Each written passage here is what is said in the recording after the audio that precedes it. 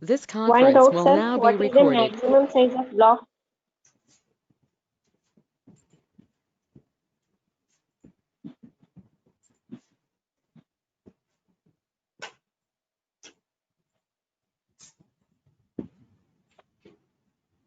Okay. So if you see this block, this is a set of transaction, and this is a set of transactions we have, and this the hash of this value is linked to this one, and the hash of this values will be linked to this one, and hash of lab will be it forming a chain. Therefore, a block a chain concept is introduced in this one. Now, please see here. It's a chain of it's a linked chain of blocks of verified signed transaction. Now, if you are going to send a transaction from user A to user B, you are going to sign the signature with your private key, because we are going to use it in blockchain technology. We are going to use the concept of public key cryptography, right? Where two keys will be there. The one thing is one is a private key where you can create a signature, and with my public key, I'm going to share my public key with the PKI or from trusted authority, where the public key will be given to all the authorized persons so that they can verify my transaction. So this is the cryptographic material, or these are the cryptographic concept which we use in the as a part of blockchain transactions, and it will be replicated globally to all the nodes which are part of the blockchain network. And one more important property we need to ensure, along with confidentiality as well as authentication, the integrity. If something has been changed, because the blockchain says that it cannot be changed, it cannot be altered. Okay, we cannot do anything with the blockchain. So how it is possible? So we are going to use an interesting cryptographic primitive called hash function, or hashing concept, which we are going to use it in the form of hash context. I request all the participants, please note down these 3 points. One is the verification, the other one is the signature, right? The other one is the hash function. These three are the cryptographic primitives which are very much important and essential properties for any cybersecurity solutions we have, right? Yesterday we covered this concept, then straight away we'll try to start the sessions. We'll continue from there where we stop. Okay. Yeah. Now here in this today's session, which we are going to see, where might blockchain use a cryptography? That's the next important point, because right, distributed computing, we are going to use distributed computing concept here. We are going to use some programming concepts here. We are going to use some formal approaches here. But two important concepts that everyone should be aware of. One is a distributed computing, because we are going to use a popular consensus mechanisms to have an agreement among the peers who are the part of the blockchain network. The other one which we need to concentrate on, how to identify, how to verify, how to provide authentication. We are going to use the concept of cryptography. Crypto means secret, graphy means writing, secret writing. So therefore, in this session, we'll try to start with where might a blockchain uses cryptography. Right? Now, we'll try to start with this concept. Now, if you see here, now, while initiating and broadcasting the transactions, because every transaction, the transactions in a block will be stored will be stored by all the nodes in the network. So therefore, the first one, initiating the transaction or broadcasting the transaction, well, right, we require two types of cryptographic primitives. One is a digital signature, the other one is a generation of public keys and private keys, right? We are going to use public key cryptography, where two types of keys will be used. One is the private key, the other one is the public key, right? And we are going to use a digital signature concept, which is a more popular one and widely used application used concept in cryptography, digital signatures, which we are going to use it, right? So we are going to use the two concepts here. One is a digital signature, the other one is the private key and the public key. Right. Now, yesterday, a few participants asked me that who is going to validate the transactions. Yes, we are going to choose a few peers or few nodes who can validate this transaction. We call them as a proof of work, a proof of work, a proof of existence, a proof of state, proof of space, like this. Because we are going to see what is the validity, that whether it is correct, it is validated. If any mistake is there, everything we can validate the transaction. The other one, the final one, is the blocks, which we are going to call them as the chaining blocks. as I already told you, is it forms a chain in the form of a hash function. So therefore, chaining blocks, we are going to use the concept of hash functions. So we are going to use three types of crypto primitives. One is a digital signature, the other one is a private key and public key, the other one is the hash function, right? Please let me know if you have any doubts regarding this so that I can proceed further.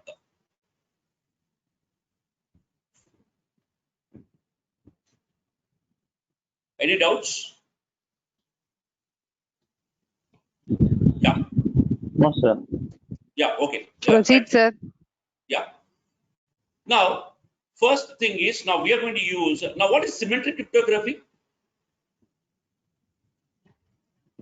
What is the symmetric cryptography? Single key cryptography. Same key is used in public and private. Both sides same key we are using. Both sender and receiver uses the same key. Sender and receiver uses the same key. Right, sender and receiver uses the same key. Cryptography. Actually, there are two types of cryptographies are there because the people who are unaware of this cryptography, right? Now we are going to have two types of cryptography. One is a symmetric cryptography. The other one is asymmetric cryptography or public key cryptography. Right? In symmetric cryptography, if we have two nodes, one is the sender, another one is the receiver. Right? We are going to perform the encryption mechanism. Encryption algorithm is the process to convert from one form of text to another form of text, means from known text to unknown text. And at the receiver side, we are going to convert we are going to perform the decryption process, where it will convert from ciphertext to or unknown text to unknown text. So therefore, how we are going to perform this asymmetric is using the same key. Using the same key. Suppose, for example, for instance, in our clarity, if you have two persons in a single room, right? Now they are sharing a same key, and only one lock is there, only one key is there, and one person is already outside, right? Already outside.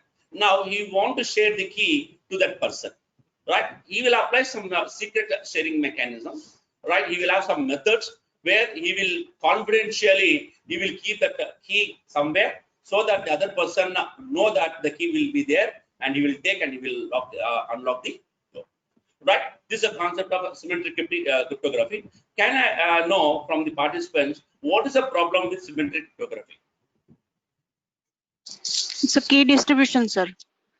So, absolutely correct. The major problem with the symmetric cryptography, right? Of course, it is going to provide high confidentiality because the confidentiality is ensured, but we are not going to ensure, right? The two problems is there. How can I come to know that the data is coming from the claimed sender? How can I authenticate that person?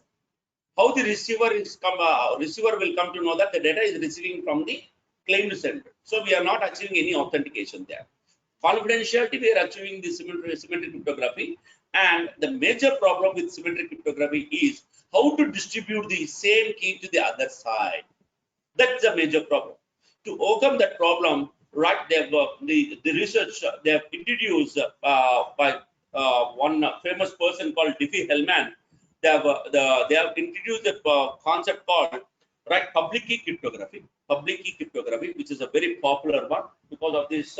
The evolution was there on the cybersecurity as well as in systems, which we are going to have. Now we'll try to emphasize on the public key cryptography is mainly used to solve two problems. The public key cryptography is mainly used to solve the two problems. We'll try to see these two problems here. Right? The first one is the key distribution problem. How to have a secure communication in general without having a trust, a KDC, means key distributed center with your key. That's the first problem. We can solve that problem easily. The second one is a digital signature. Right? Now, blockchain makes use of digital signature as we have seen in the previous slide. Right? Now, using the public key cryptography, we are going to solve the problem of digital signature. In digital signature, how to verify a message that is coming from the claimed sender, that can be happened in the form of digital signature. Okay, right. Now, just to have an overview, we are going to study about because the people who are not aware of this cryptography, just I'll give the overview of this one. so that we can do some hands-on on this. You will get a clarity how blockchain makes use of this concept. Usually, we are going to have, every person will have two keys. Like it is in symmetric key, we have only one key, but whereas in public key cryptography, every user will maintain two keys. One is private key. Is private key means its private key will not be known to the outside world. It will be remain private or secret. Secret key we call them as. And the other one is the public key, right? That can be known to all the authenticated users or the authenticated users in the members of the group. So therefore, public key as well as private key. And even we have one more.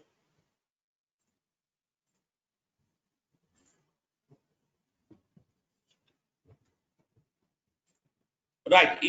Bob also maintains two keys. Bob also maintains two keys. One is his private key, and the other one is the public key. Now, what is the purpose of these two keys? We'll try to see. Now, if you see this one, right? Private key is mainly used for two purposes. It is known only to the owner, right? And it is used for two purposes. It is used for decrypting the message and creating the signature. Private key is used to decrypt the message and create the signature, right? If you have any doubts, please let me know about this concept, because it's a very important to learn to know it.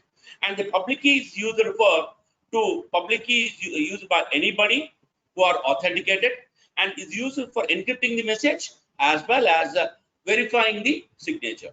As we have already seen while studying the definition of blockchain, we are going to create the signature. We call them as a signed one, and the verification will be done with the verification of the signature will be done with the public key.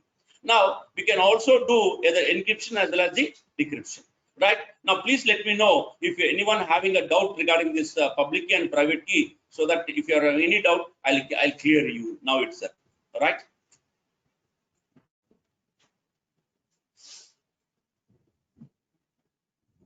Shall I proceed? Yes, sir. Yeah, good.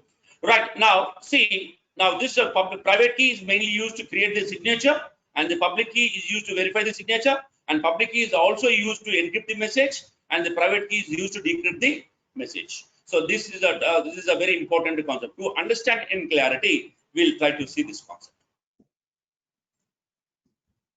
Now, you just see this example how the public key encryption, which we are going to have it. We have a plain text. We call them as a clear text here, right? And then let's make an assumption that here,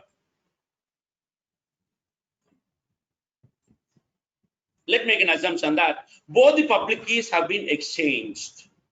Both the sender and the receiver public keys have been exchanged. Means I've exchanged my public key, you have exchanged your public key to me, right? So we are assuming that, right, the receiver's public key is available with the sender.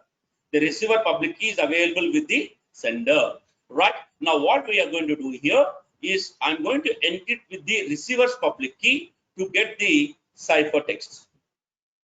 Means I'm encrypting the plain text with the receiver's public key to get the ciphertext. Now I can decrypt, the receiver can decrypt the message, whatever he has received, right, with his private key where it will be available, right, this is the recipient private key where it owns.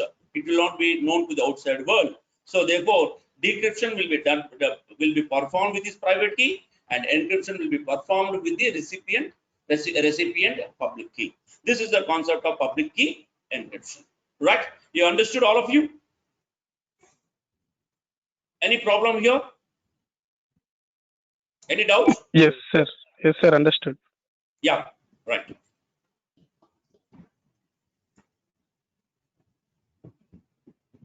I'm not getting from CS to 027. No, not yet. What is that meaning? You're unable to follow? Right. CS 172. Can you speak it out? What is the problem? You are unable to follow? CS 027. No, two people are not able to follow. Please let me know what is the problem with them. Problem. No, you got it, sir. It is clear. Yes, it's clear. Yeah. No, not yet any problem. Continue, sir. Yeah. Right. Okay, good. Right. Sir, excuse me, Now, sir. yes, please. Sir, keys are okay, but how do we get these keys, sir? Private and public keys. Now, Who will? see, that's a point here. Now, what we are going to have we are going to have a PK. Yesterday, I told you public key infrastructure, isn't it? Okay. With the help of the public key infrastructure, some trusted authority will be there. Trusted authority is going to issue the keys, Achha, okay. both the private keys and the public keys. And the trusted, we are trusting. That's why almost all the public key cryptography, or whatever we are using, we are having some trusted authority here. We are Like assuming that there is a trusted authority. Some centralized storage will be there where he is going to distribute the keys. Like VeriSign and all. Yeah, VeriSign is there now, or you are going to have some verifications that these are all some trusted authority. PayPal is one trusted authority, isn't it?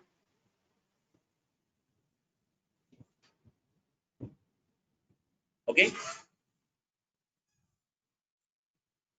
Right. Now, if you go through, if you go to this one, now just listen. Now here, what just now I told you, no, we have a source and we have a destination, and this is the trusted authority, right? The trusted authority. What the trusted authority is going to give? It is here. He is going to give, right? It's the public key as well as the secret key, right? The CA is going to give the public key as well as the secret key. Now, what is going to happen here? Now, he is going to, the receiver or the destination is going to send his public key to the source. Now, the source will have his public key, his private key, as well as the destination public key. This is a public, right? Now, what is going to happen here is,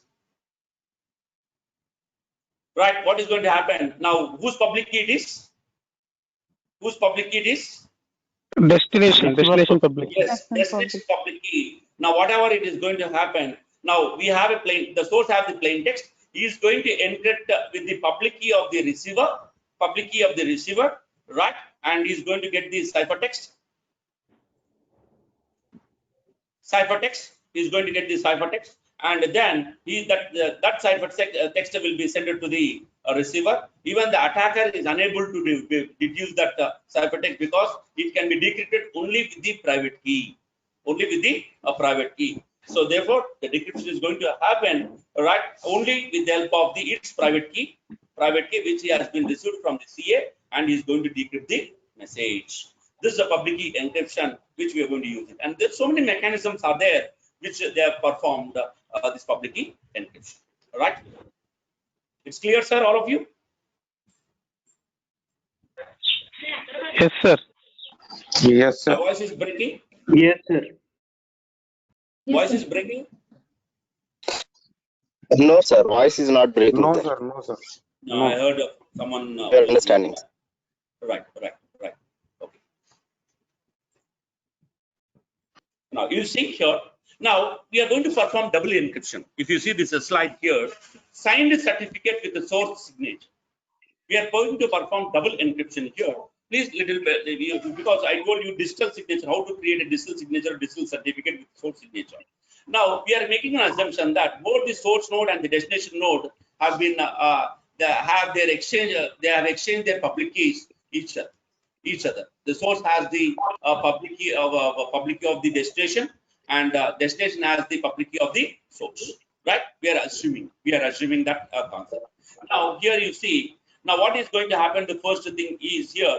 The first thing, whatever the plaintext he has, is going to encrypt. The source is going to encrypt with the public key of the receiver, and then once he encrypted it, and he will do the same encryption with his private key. You are able to follow? With his private key, we call them as a signed certificate with the source signature. Because who has created the signature? The source has created a signature with his private key, right? This is a signature, right? This is a signature, and then this is certificate we call them as, which is encrypted with the public key of the receiver as well as is encrypted with the private key of the source. Now, which we are sending which we are sending the same signed certificate with source signature to the other side, where he is going to decrypt, he is going to verify with the private key, with the public key of the source, with the public key of the source. That's why it's the public key of the source, and then he will decrypt with the private key of the destination. Therefore, we call them as any intermediate node can be performed with a signed certificate. This is a concept which is relevant to public key cryptography. Okay. So, any doubts?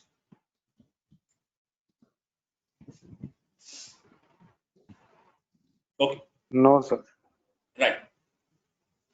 Now, this is a concept which we are going to apply in the blockchain technology, which is a part of that. We are going to be, depending upon your tool, whatever you are using, it changes, it starts changing. We can use the electric cryptography, XML cryptography, the XML digital signature, the standard digital signature, or ECC digital signature. We can use different types of digital signatures depending upon your requirement. It's a initial stage. A lot of research work you can do on this area, right? Now, the next one, now we covered from this slide, we covered verification and signature. Now, how the signature will be created, sir? A few questions to the participants. How signature is created? So what question Using is that? source. Yes, sir. Private key of the source. We are creating a signature with the private key of the source. Receiver. We are verifying the signature with With the public key of the source at the Public key recipient of side. the public key of the source. Recipient. Yeah. No, not recipient. Public key of the source. Because who has created the signature? The source. Its Hello? public key will be used for the Encryption. Verification.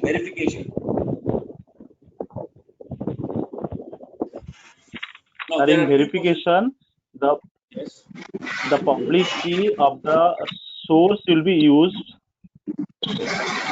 Yes, for verification. Just opposite to public asymmetric key cryptography. Asymmetric cryptography and public cryptography both are same here. Symmetric is different here. Yes, sir, that is right. The digital signatures are created just opposite to asymmetric key cryptography. See, public key cryptography and asymmetric both are same. Yes, you are Asymmetric right, sir. cryptography is also called as public key cryptography. Okay. So in digital signatures,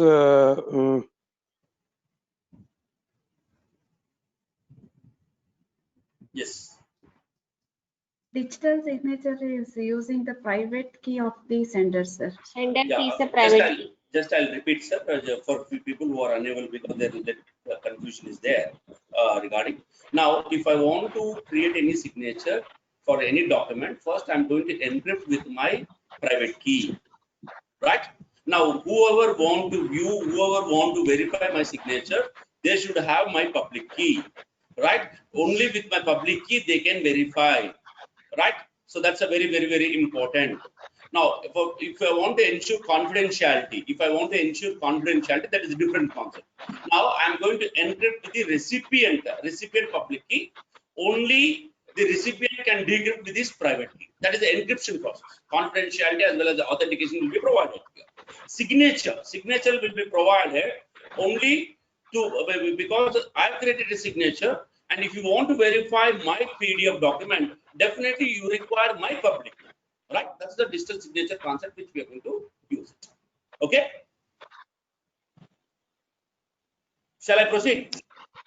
Okay, sir. It's clear yes, sir. now. Yeah. Sir, once explain the digital signature. Now I'll come to you. Digital signature, I'll come to you. But public key cryptography is okay for you. Yes, Okay, sir. Participant who asked it. Public key cryptography, you understood? Yes, sir. Yes, sir. Yeah. Now the next one is here hash function, because the very important property which we are going to apply here the cryptographic hash functions for ensuring the integrity. Now we achieved confidentiality, we achieved authentication, right? And then the next very important one is integrity. How can I come to know that whatever the data which has been received, it may be encrypted message or it can be a plain text message, whatever I've received from the or a network, now whether it has been modified or not, how can I come to know that? So definitely we need to ensure integrity. Integrity is one of the important primitive of the service that every cryptography, every application need to be ensured. So therefore, we are going to have just a quick review on this. I'll give some hands-on so that the people will be aware of this concept. I'll take 5 to 10 minutes to make hands-on after this critical aspects of it. Okay. Now, say this cryptographic hash function is one of the important one, and it is we play a very important role in modern cryptography. It ensures two things: one is data integrity as well as message authentication. Whether the message is coming from the claimed sender, that's a message authentication, and data integrity. Data integrity is one of the important property, as we know that to ensure the data is while in transmit has been modified or not, to ensure that can be achieved using the using the hash functions. We are having so many variants of hash functions, but more popular hash functions is SHA, secure hash algorithm. SHA, SHA, secure hash algorithm. Like we are having variants of SHA, like SHA-1, SHA-2, SHA-512, SHA-256, right? SHA-316. There's so many of SHA functions are there. We can use any type of functions which we will have it.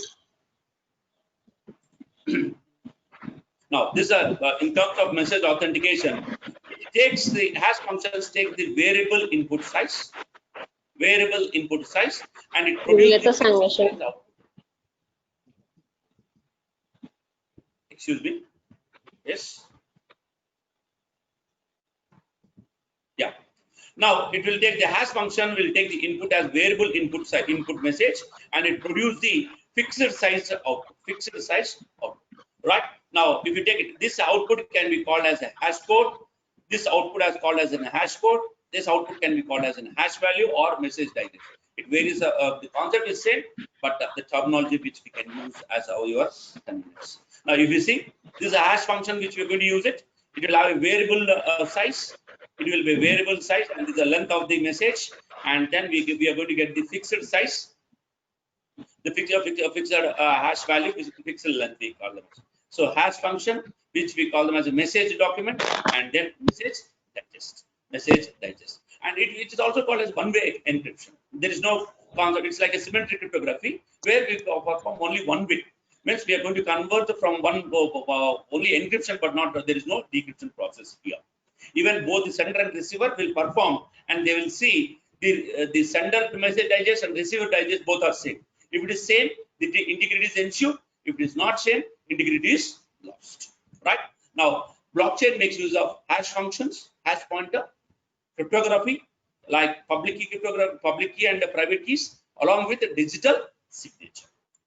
Any doubts, sir, before I proceed to the next concept? A lot of noise is coming.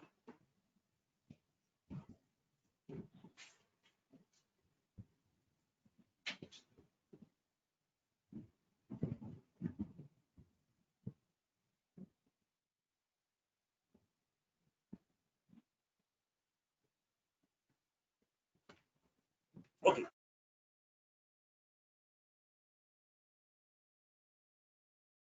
All the people, please try to concentrate now. This slide is very important, which I'm going to explain, because blockchain makes use of this concept very effectively. Yeah, we can have it. Now, you see. Now, if we see this input, the coming slides. Now, if you have an input here, both are the name is same here. I request all the participants, please carefully listen, and if you could give response. Now, what is this? Yeah, one question I got from a variable size means how much? It depends. Suppose if you take for example SHA-512. Now you're going to have a 2048. Now you're going to have 512 input size, which you will have blocks of 512. That's the meaning of that. It depends upon your algorithm which you're going to have. Now, my question is here. Now, you are seeing the input, all of you? Yes, sir. This Sanya is there, right? The Sanya name is same, but here it is in lowercase, it is in uppercase, and it is in the right sentence case. We have. Now, if you see here, hash value is same or hash value is different? Different. Different. It's different. Different. Different. If you change a small letter, automatically the hash value is getting changed. I'll show you hands-on. All right. After this session, after this one, once the critical concept is there, we can have it. And even we can also perform for Word file as well as PDF file. Right? If you have some documents, suppose for example, yesterday one person asked that land documents were there. Land documents I'm going to store either in the form of PDF file, and I perform the hash function. Now, if any modification has been is there, immediately the hash value will be changed.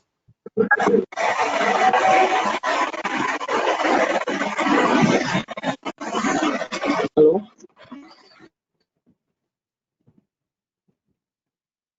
Hello.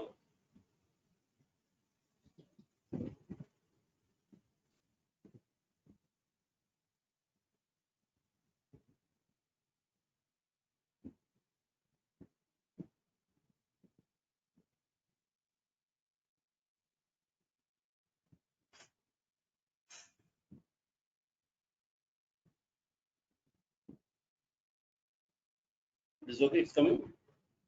It's clear. It is clear now. Yeah. Right now, you see that. Yeah. If you see this, the PDF file, Yes, sir. the hash value is different, and the Word file, the hash value will be different. Depending upon your context and depending upon the application, you can use the hash functions concept, and then definitely integrity as well as the message authentication can be provided very effective. Right now, yes, how hash value is generated from an input. Yeah, we have an algorithms. Right. I'll tell you now. We have a SHA algorithm. SHA secure hash algorithm, which is like your symmetric AES algorithm or DES algorithm, like RNS algorithm.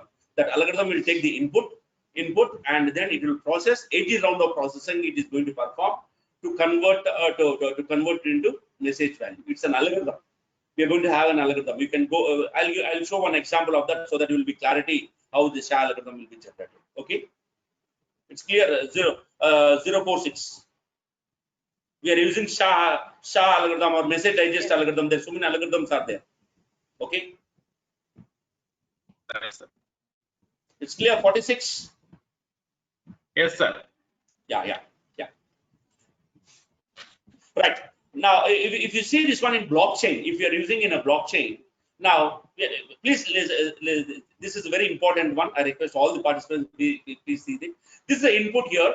Now, this is a source ID address, some mail ID. I'm going to create it .in, and some information about the prime chain .in, and this is the date of birth or some date of birth we have, and this is called as a nonce. This is called as a nonce. Nonce is the random number, right? We can have. Now, if you see this one, and this is a hash value for this one, this is identity. Now, this is the identity, and it will be unique. It will be unique. So, therefore, this is a sender, this is a receiver, and this is a date, and this is a nonce we have.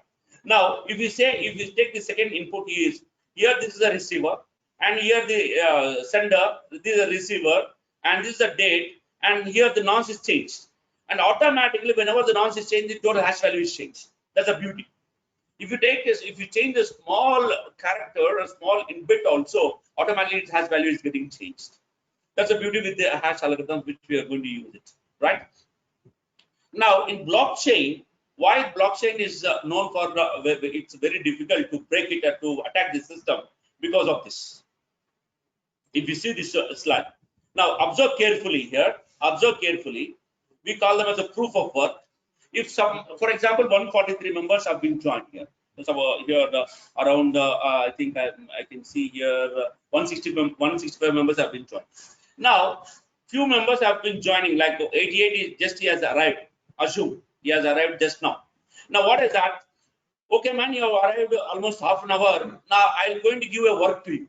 A very tough work I'm going to give you. If you solve within 5 minutes, then I'll allow you. Otherwise, I will not allow. That we call them as a proof of work. And that proof of work, here we call them as what? See, every hash, this is a hash value which we have generated. You got it? All of you are getting, all of you? You're able to follow me? You're following me? Yes, sir. Now, Yes, sir. if you see here, Yes, sir. now we have, yes, we have a sender, we have a receiver, we have a date, and the nonce. This nonce is very, very, very important, so that the first four digits should be zeros. We'll find a nonce in such a way that it's a very difficult nonce to generate, where the hash value should, the first four digits should be zeros. Generating that nonce is very, very, very, very difficult. We call them as a target. Women, we call them as a challenge value. It's a challenge. It's very difficult. It will consume a lot of computation, because generating the first four zeros for hash value is a very, very, very difficult. Very difficult, because for this hash, for this nonce, these four zeros will come. If you change something, again the hash value will be changed. Now your duty is to generate next four zeros, that hash value you should identify. That's we call them as a proof of work. Proof of work, right? Bitcoin makes use of this concept, actually, right? You understood, all of you? Or any doubts? Yes, sir. Yeah. Okay. Now I'll proceed to the next one. This is a hash function, and right. If you see this diagram now, if you see this hand, I have this one. Now we can practice it. How many people are using the laptops with the Ubuntu? Now anyone is using that? Now all are using mobiles and some desktop, Windows desktops. Yes, sir. Sir, most of the Mobile, people Windows 7 and Windows 10, sir. Most of the people, no one is using Ubuntu. Sir, try to deploy in Windows. Okay, right. no, Now Ubuntu, if you sir, we see are here, pardon? Ubuntu, sir, we are using, but currently we are using the mobile for accessing. I request the participants, please practice these things. Once this concept is over, you can practice and you can have it here. Now, if you see here, now I'm having some plain text here. I'll show you hands-on after this one. We have a plain text message like I've written like welcome to the second day of FDP program on cybersecurity. Right? This is the plain text we have, and I perform OpenSSL digest SHA-1. OpenSSL digest SHA-1 p.txt. I will see if I used it, and I'll get this value. This is a message. This is a hash value. I got it for this plain text, right? This is we can do hands-on on that. I'll show you after this once the theoretical aspect is over. It's clarity, all of you. Yeah. Right, this is a hash value and this is a SHA of plain text, because whatever the plain text we have given, that plain text SHA value will be here. Okay. Now I request all the people, please be a little bit attention towards this one, because right, those who are unaware of the cryptography, it is very important. Now you try to see here. Now what is going to happen in digital signature? We are going to send, along with the original file, we are going to create a separate signature. We signed a document digitally. And we send the signature as a separate document. Right? That's a digital signature. Means digital signature, along with there is a credentials will be there, like your public key credentials will be there, like say like the certificate will be there, and along with the digital, along with your document, we are going to sign the signature also. How we are going to send this is an important one. If you see this carefully, I request I'll pass 2 minutes of time, 2 minutes or 1 minute. Please see these two concepts. Then I'll explain whether you understood or not.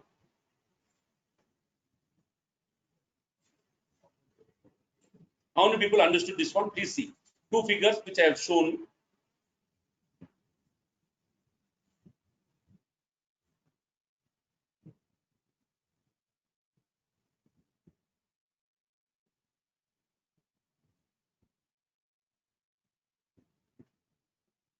Shall I skip? Or you already followed? I'll skip it. Otherwise, I'll tell.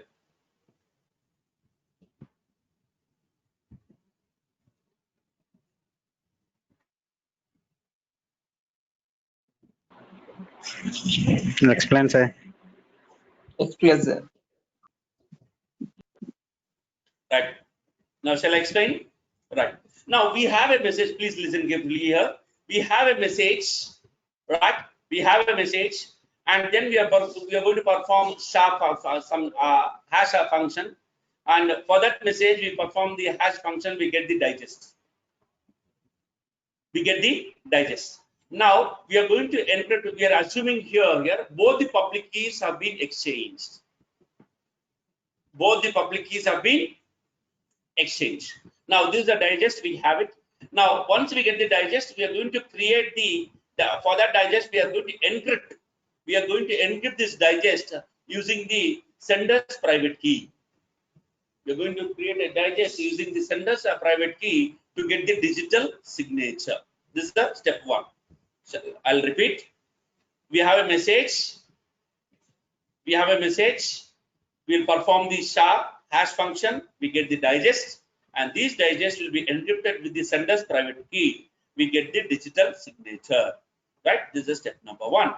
Next, the same message we are going to encrypt with the recipient public key to get the encrypted message. To get the encrypted message. Now, this encrypted message and this digital signature will be concatenated, and which we are going to send to the other side. Now, you understood this one, all of you? All of you understood? We performed a Yes, double sir. encryption. Yes, sir. Yes, sir. Now the Yes, other side. Now the receiver has received the encrypted message and the digital signature. Encrypted message and the digital signature. The digital signature here, whatever we have it, because we have encrypted with the sender's public key, private key, and then digital signature will be decrypted with the sender's public key. Sender's public key, we get the digest. We get the digest. Now we leave as this. Now we are going to have an encrypted message because we have encrypted with the public key of the recipient. Now we are going to decrypt with the recipient private key. We get the decrypted message, and receiver is once again going to perform the hash function to get the digest. Now these digest and these digests should be compared. If it is both are same, integrity is ensured and signature is valid and it is authenticated. So this is the concept of digital signature. We are going to sign the document with public key cryptography. Let me know if you have any doubts regarding this. no doubt, sir. Right. Good. Now, okay. Now, this is a very important one. We are going to apply the same concept in the blockchain technology, how the blockchain technology will be used, these things which we are going to see. Right. Now, come back to this, how to find and transfer the block. That's it. Right now, yesterday a few questions asked you how to transfer the block to all the members once it is, because a block consists of what? Set of transactions. A block consists of set of transactions, which we will have. Now, if you see this one, this is a slide here. Now, when we have this one, now we have a transaction from user A to user B, and transaction 2 from other people. Shall I repeat the second diagram? CS 151.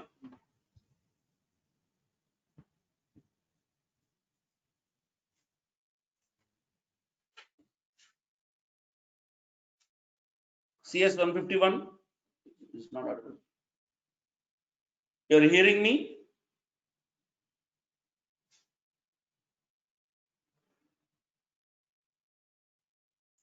Now, shall I repeat this one? Okay. Now you see here, once we are saying that we are having encrypted message and we have the digital signature, right? This encrypted message, the digital signature, because we have encrypted with the sender's private key, we are going to decrypt with the sender's public key to get the message digest. This message digest will keep whatever we have, which has been encrypted by the sender, the same digest will be here. Now the encrypted message here, the encrypted message will be decrypted with the recipient private key to get the decrypted message, right? Decrypted message. This decrypted message, once again, the receiver is going to perform one-way hash function to get the digest. And this digest should be same. If it is same, signature is valid and it is content is authenticated. Otherwise, the signature is failed and the content is not authenticated. You got it, all of you got it? Yeah. Yes, sir. Go ahead. Now you see that how to find a new block. Assume that today I want to create with a new I want to create with set of transactions and I want to add to the blockchain, to the existing blockchain. Right? For that, we are going to have one transaction from user A to user B, other transaction from the other users, third transaction from the other users, fourth transaction from the other users, and fifth transaction from the other users. Now all these transactions will be formed as, it means one person will be there, we call them as an endorser, or we call them as a peer, anchor feed, who can create all the, who can combine all the transactions and you form a block. And this block should be validated. Now what this block, a node will validate the block. A node will validate the block. The next step is how we are going to validate the block. Now once the validation is done, and we are going to add that block into the chain. Right? Now you got it, how we are going to add a new block into the chain. You got it, all of you? Yes, sir. Yes, okay. Now if you see this one, verify all the transactions. How the transactions will be verified? A few questions to you. How transactions will be verified?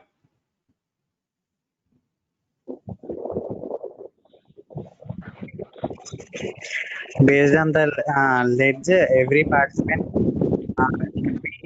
give the some approval to block. Every transaction will be signed with its private key. Every user will sign their transactions using the private key. I'll verify the transactions with their public key. Please. Got it, all of you? Yes. Yes. Every transaction will be signed with his or her private key, and I'm going to verify. I will verify with the public key of the transaction. Public key of the transaction created. Right? That's the first step. And then the transaction, stuff transactions into the block, and mathematical puzzle proof of work. How the proof of work is there? Suppose this block will have a hash.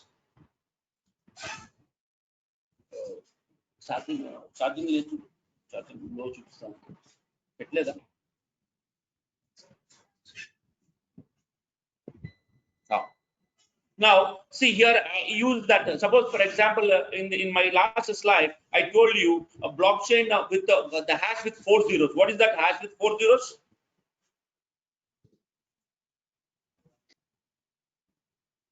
Hash with 4 zeros. What is the purpose of that?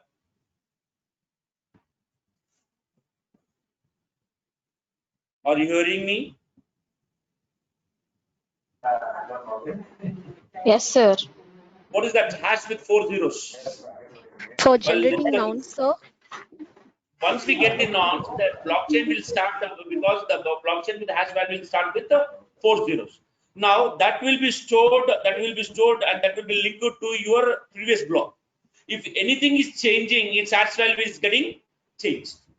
Yes or no? So that 4 zeros will be gone, and anyone, because the changing one should generate a new hash value who starts with the 4 zeros. That's we call them as what? Mathematical puzzle, because it's a proof of work. Proof of work. So that's a concept of a proof of work which we're going to apply in the blockchain. Okay. Right. So therefore, how to transfer a block means only you can sign the transaction. Everyone can verify with the public key, but you cannot deny. You cannot deny means non-reputation. In digital signature, non-reputation, one of the service we have studied, no non-reputation. You cannot deny. Because once you can sign, everyone should verify, but you cannot deny. That's a concept of a blockchain, means based upon the consensus mechanisms which we are going to use. Okay. Now You see this internal architecture, a blockchain node internal architecture, how we are going to have it. If you see this the architecture which we are going to have it here, yeah. Now it's visible. It's visible now. Hash of block 0, hash of block 0, hash of block 1, hash of block 1, hash of block 2, hash of block 2, hash of n-1, hash of n-1. So this is a blockchain because it's linked. The chain is linked with the help of the hash. The chain is linked with the help of the hash. Okay, right. Now if we go through this one, now please carefully observe this internal architecture of blockchain. Block, it's a single block. It is a single block with set of transactions. Now, can I know from few participants if you understood? Please explain.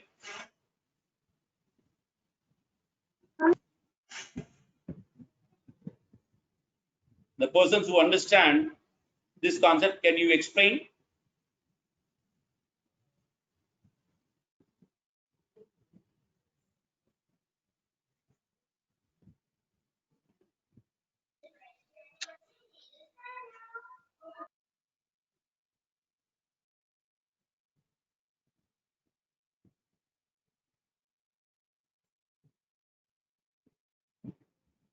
Are you hearing me?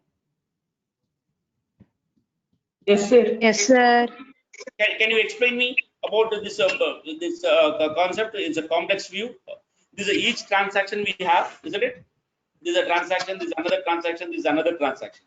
Now, I'm going to create a transaction and I'm going to sign the transaction with my private key, right? And the transaction 2 can verify the previous transaction with the public key of the owner 1. Verify with the public key of the owner 1, right? And see here the transactions, the hash of owners, the hash, the previous transaction hash, right? And this transaction hash, we perform the hash function and it will be stored in the as a owner's 1 signature. As a owner's 1 signature. You got it? This concept we have studied in the digital signature of the previous slide. In the previous slide. All of you got it? You understood?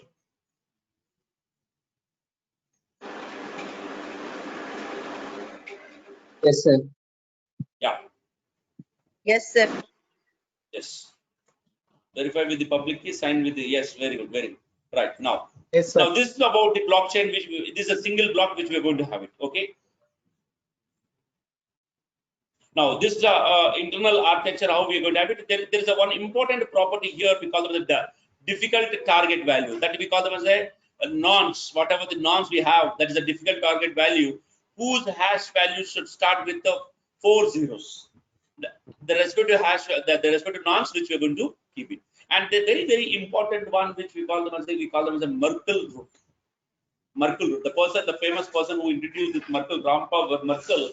It's a binary tree. It's a binary tree where it consists of a set of transaction hash value will be stored in the form of Merkle root. You just see this next slide, which is a very important one.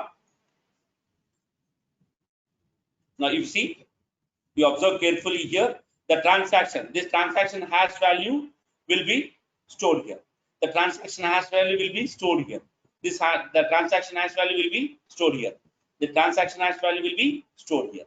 Okay, and these two hash will be stored here, and these two hash will be stored here, and these two hash will be stored here. And this is called as a Merkle root, Merkle tree. And the total hash values will be stored in the form of a binary tree. Hierarchical. Is it a binary tree, hash tree or Merkle tree? We call them as, right? This is the internal architecture of a blockchain with respect to Merkle tree. Okay, you can see in clarity. Now see data 1 hash value, data 2 hash value, data 3 hash value, data 4 hash value, and these two hash values will be here, and these two hash values will be here, and these two hash values will be here, and this is the transaction root. We call them the Merkle tree, and this Merkle tree will be linked to the next hash previous. This is the previous hash value, means the hash value of this one. This hash value will be stored here. This hash value will be stored here. So this is the block chain which we are going to form. Any doubts, sir or madam? If you have any doubts, you understood how blockchain is going to work? Yes, sir. Yeah. No doubts. Sir, what about the timestamp, sir? See, at which time you have created. The timestamp is nothing but the time, the validity, when it is created, what is the lifetime of that, everything will be stored in the timestamp. Okay, thank you, sir. So,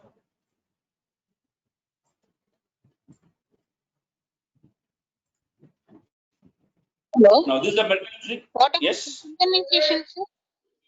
Pardon? Synchronization between the blocks. Synchronization. Yes, sir. Hello. What about See, synchronization? what is how blocks are synchronized? Usually, say that's the implementation part which we are going to have it. We are going to have two types of things. Suppose if we are going for hyperledger or something, we are going to have two states. One is the world state, we call them as, where suppose for example, world state means they are going to that is the first state, means it will not commit into the blockchain. It is not committing into the ledger or in database.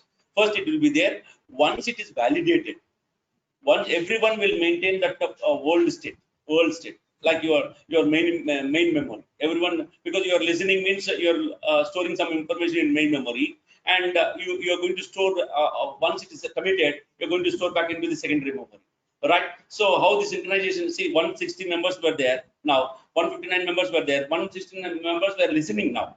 Then we call them as the world state. Once you understood, then you can store into the database permanently. Isn't it? That the way of synchronization is everyone will maintain world state, and that world state will be common for all the people. Once everyone is validated, every transaction or every block is validated, and that block will be linked to the previous blockchain or existing blockchain. In that way, the synchronization will be done. That's the implementation part which you are going to you're talking all about. You got it?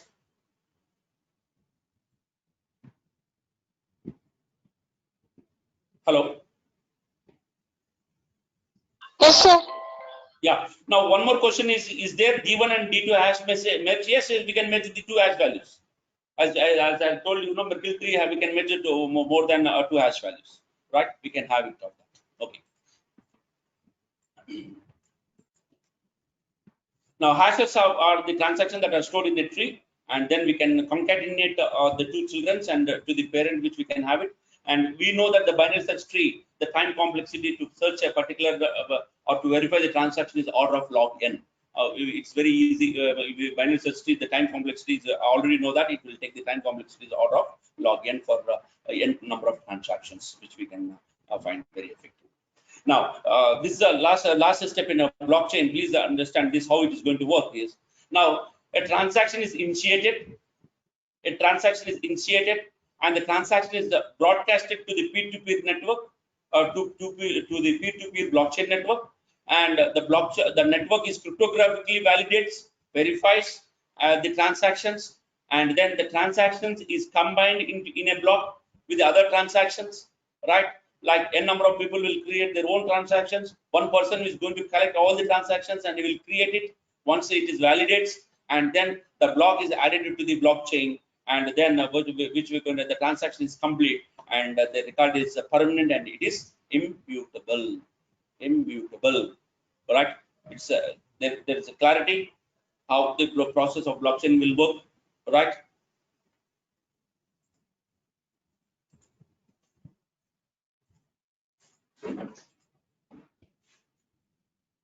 See, initiated, broadcasted, verified,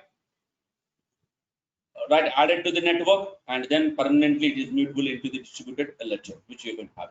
The process is going to work, right? If you are having doubts, please let me know. Then I'll go for a hands-on approach now. I'll take if you have any doubt theoretically, you please tell me so that then I'll go for hands-on.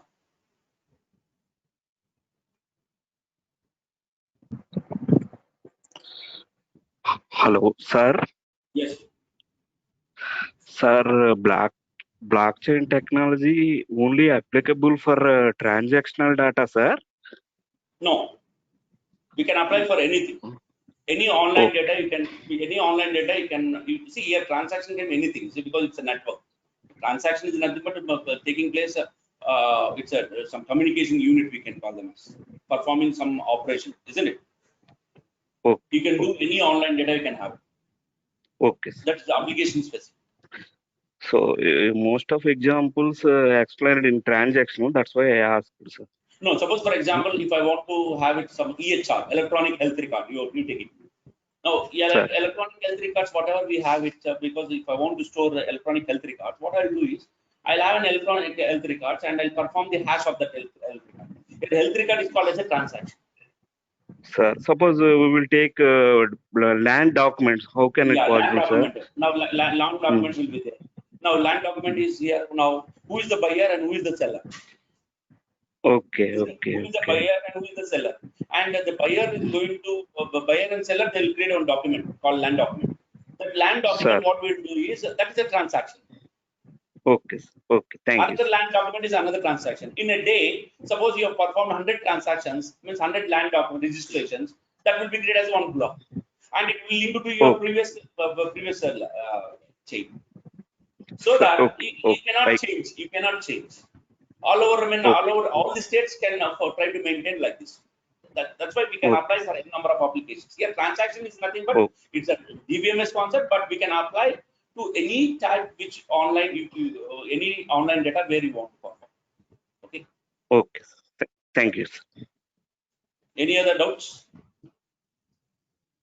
Sir, when to use symmetric key cryptography and when to use asymmetric key cryptography? See, symmetric cryptography here, actually symmetric key is between now two persons because they want to be high confidential. Right? If I want to provide high confidentiality between you and me, there should be a common key, shared key. Isn't it? Now, to provide high confidentiality, we use for data content, for message content, we use symmetric cryptography. Right? We cannot apply data content for public key cryptography. Public key cryptography computational overhead is very high. So, for that purpose, what is that we are going to have it? Now, you have a message. I'm going to encrypt the message with the symmetric key, and I'm going to encrypt that message with your public key, because I'm going to public key, so that you are going to decrypt with your private key to get that shared key. And key distribution we can done with the public key. Key distribution of digital signature we can done with public key. Message content, if land document undandi, land document is there. Land document can be done with this symmetric key between the seller and the buyer, isn't it? But between you and me, I'm going to use public key cryptography so that the key will be shared very securely to you. You got it? Yes, sir. Yeah. Any other doubts? Sir, if any block fails in blockchain, then transaction is continuing or stop? If any block fails, that will be treated as invalid and it will be thrown. Once again, that should be processed from the beginning. Okay. Thank you, sir.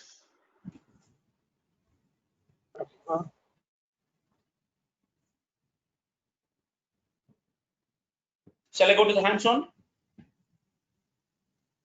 Yes, sir. Can I take 5 minutes break and then we'll continue? Yes, sir. 5 minutes break, just 5 minutes break, and then I'll come at 11 o'clock. I think the 10:50 is there. 55, 11 o'clock I'll start. Okay.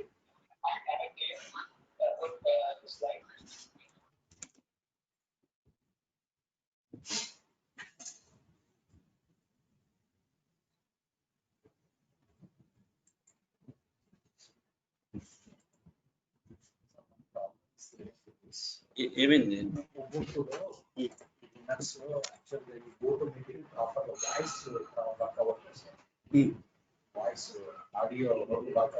కానీ audio దీనిలో పెడదాము.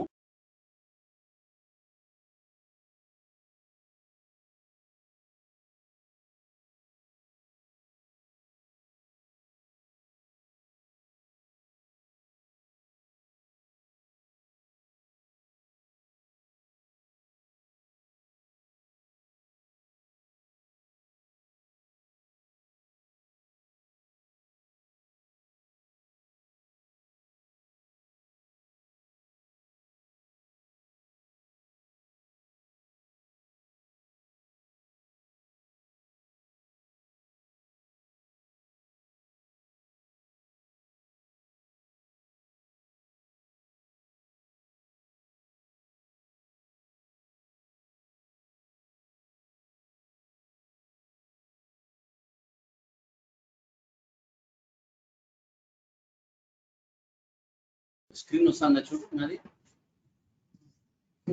ఇది మన browser.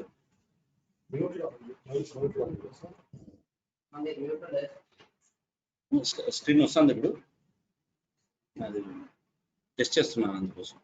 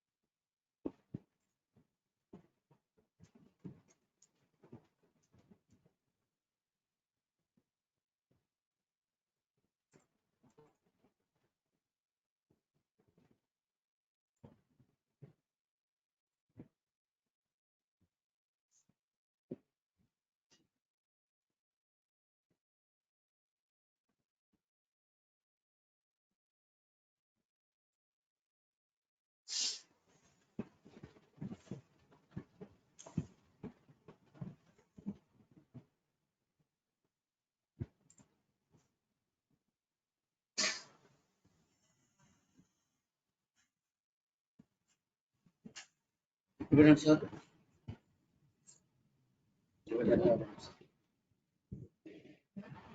చేసేది already download అయింది కదా.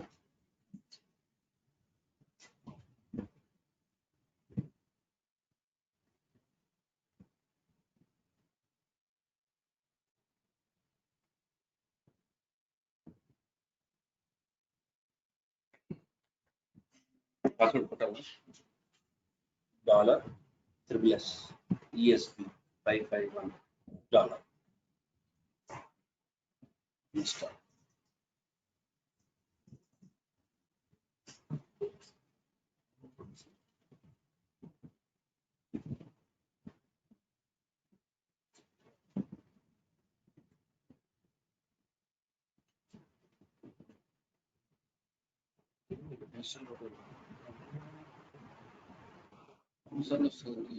Untrusted software.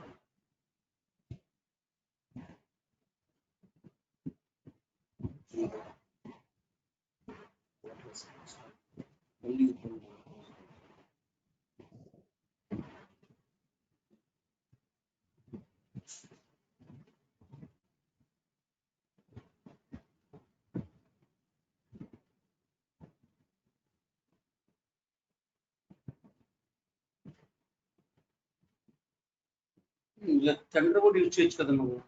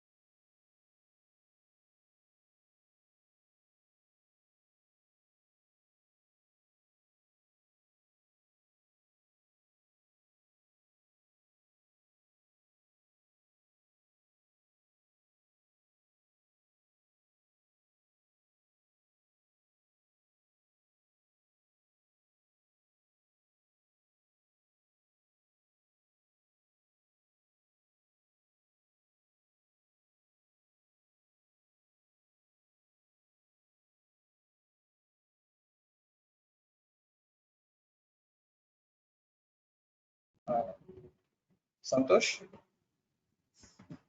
Yeah, fine. So, my voice is clear? Santosh, is my voice is clear? Yeah, right.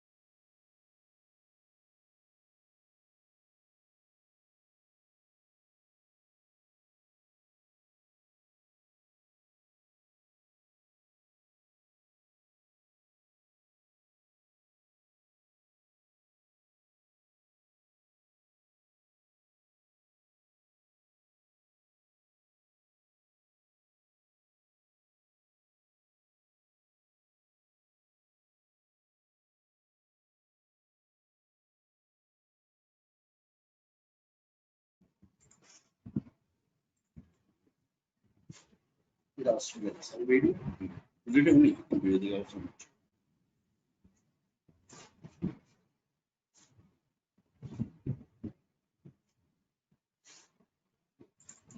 రావాలి కదా, ఇది స్క్రీన్ షేర్ అది పెట్టావా? ఇది స్క్రీన్ షేర్. ఇప్పుడు స్క్రీన్ షేర్ ఇది రాదా? అది రాదు. ఇది దీని మీద.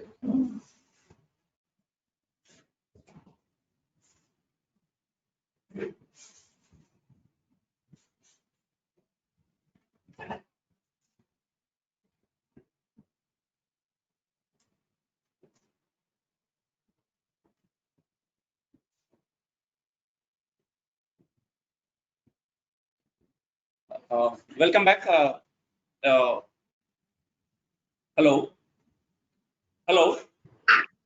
Yes, sir. Yes, sir. Yes, sir. Yes, sir. Yes, sir. Yeah. Yes, So sir. just say that this is a blockchain demo. Yes. Yesterday, and we have seen the blockchain and how the cybersecurity can be implemented. I request please go through the screen. It's visible. The screen is visible to you, isn't it? Yeah. You try to see here. You try to see here. Now, whatever the words which we are going to have its hash value is getting changed. Yes or no?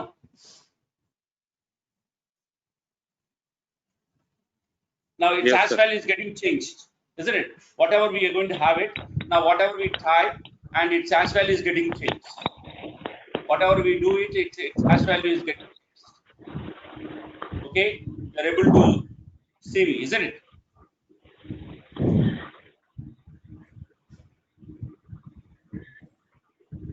Yes or no? You are following? Right. Now this is a hash which we are going to use it. Yes, sir. The hash which we are going to use it here is SHA-256. SHA-256 algorithm. So one of the participants asked which algorithm we are using is SHA-256 algorithm, which we are going to use it, right? And you can apply any set of things, and we'll try to see this one. Okay. And you see the hands-on which I'm going to use it here. I'm using Ubuntu here.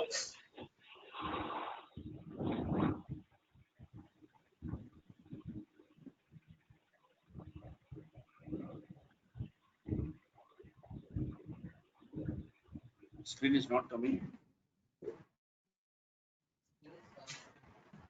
Not that screen. Terminal. Terminal is not coming. Terminal rather. Terminal rather.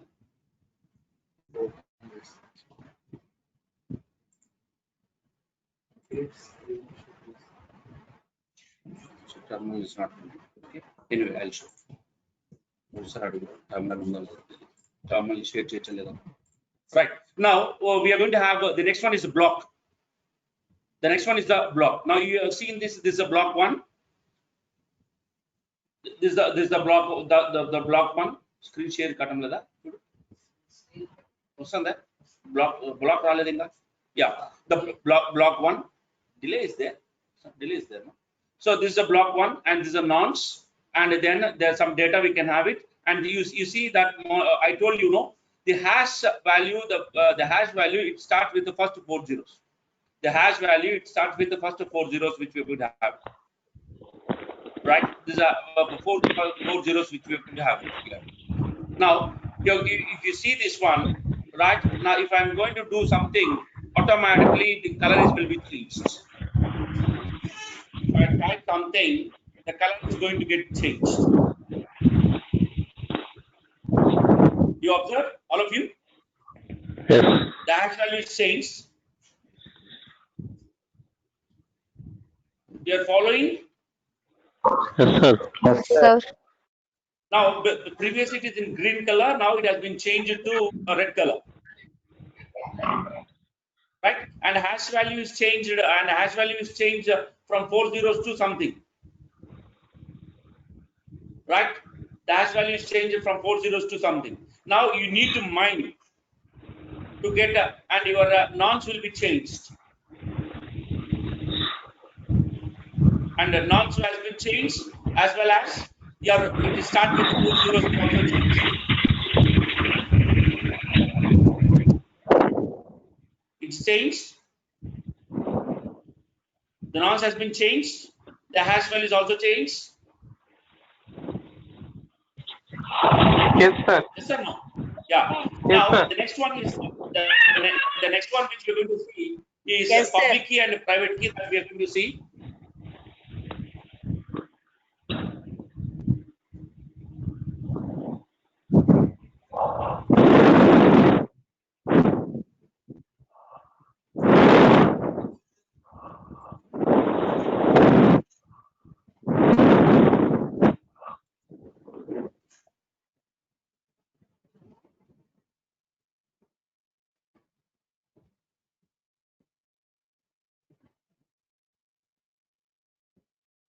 Yeah. Now, if you observe it, as I already explained, the public key and the private key. If I change something in the public key, it is if I change something in the private key, it is also going to change in its public key. If you observe it, if I change something in the private key and the public key will be changed. There is a relationship between the public key and the private key is going to have, right? There is a relationship is there with the public key and the private key. You are following, all of you? All of you are following? Yes, sir. Yes, sir. Yeah. Yes, sir. Now Yes, we are sir. going to create a digital signature here. You just see this Sir. screen is for creating the digital signature. This digital signature. Now what I'm going to have, I'm going to have a message called cyber security. This is a message. I'm going to have a message called cyber security, and I'm going to have my private key. I'm going to have the private key, which we're going to have it. Private key will be there, and I'm going to have the message. Okay, the message will be there. And then what I'm going to do is I'm going to sign the signature. And I'm going to sign with my private key to get the message signature. To get the message signature. This is a message signature which we are going to get. And this along with this text, I'm going to send it to the other side. Other side. Right? Then the next step here, which we need to concentrate here, is how to verify the signature. How Sir, to once verify again, can you explain which one you require signature? signature, sir? Signatures. Okay. I'll explain once again.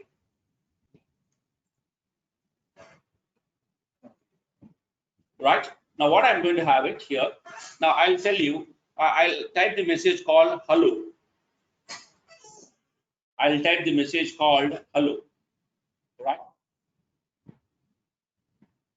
I'll type the message called hello, and I'm having the private key, my private key. I'm having my private key, and then what I'm going to do is I'm going to sign the signature, and then I'm going to sign the signature. I'm going to get the message signature. This is a message signature. What I'm going to have it. This is a message signature which we are going to have, right? This is a message signature. Whatever I'm going to get, this is a signature which. Now this is at the sender side. This is at the sender side. Now we are going to have a verifier. We have a verifier. Now how can I verify with my public key or with my private key? Public key, sir. Public key of the sender or receiver? Sender. Public key of the sender or receiver? Sender. Yes, sir. Sender. Public key of the sender. This is the public key of the sender, right? And this is the signature which is the sender has sent to the receiver. And then this is a public key which has been shared before, right? And then I'm going to verify. Then you will get a green color. Then I'm going to verify. You will get the green color. You're going to get the green color, right? Now this is validated. Suppose, for example, someone has changed his hash value. Someone has changed his content. Attacker has changed the content. Here, the attacker has changed the content, right? I removed the 0. Now I'm going to verify. Now I'm going to verify. You will get the red color because integrity is lost, right? Integrity is lost and signature is failed. Signature is failed. You're able to follow me? You're going to follow me? You're following? Any doubts? Yes, sir. Yes, sir. Any doubts here up to this?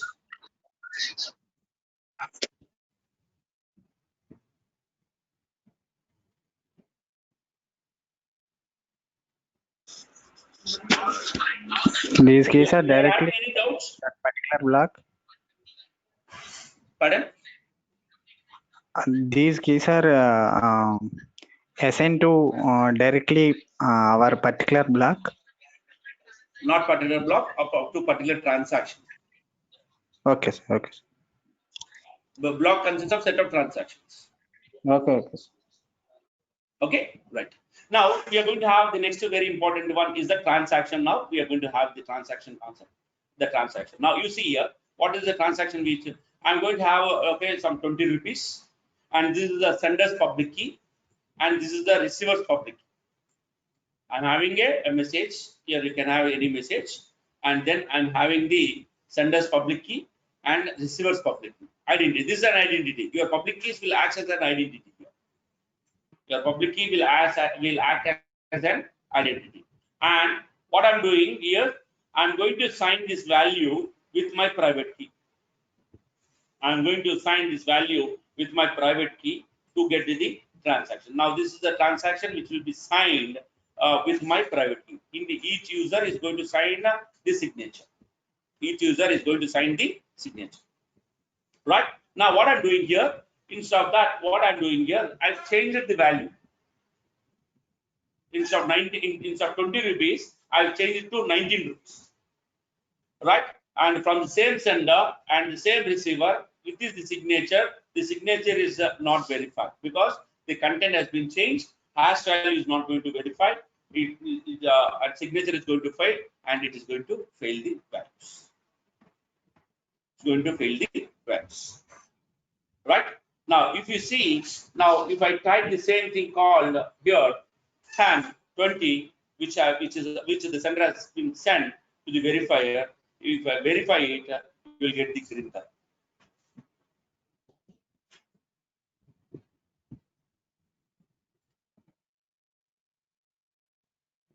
You got it, all of you? The transaction. This is the transaction. You got it?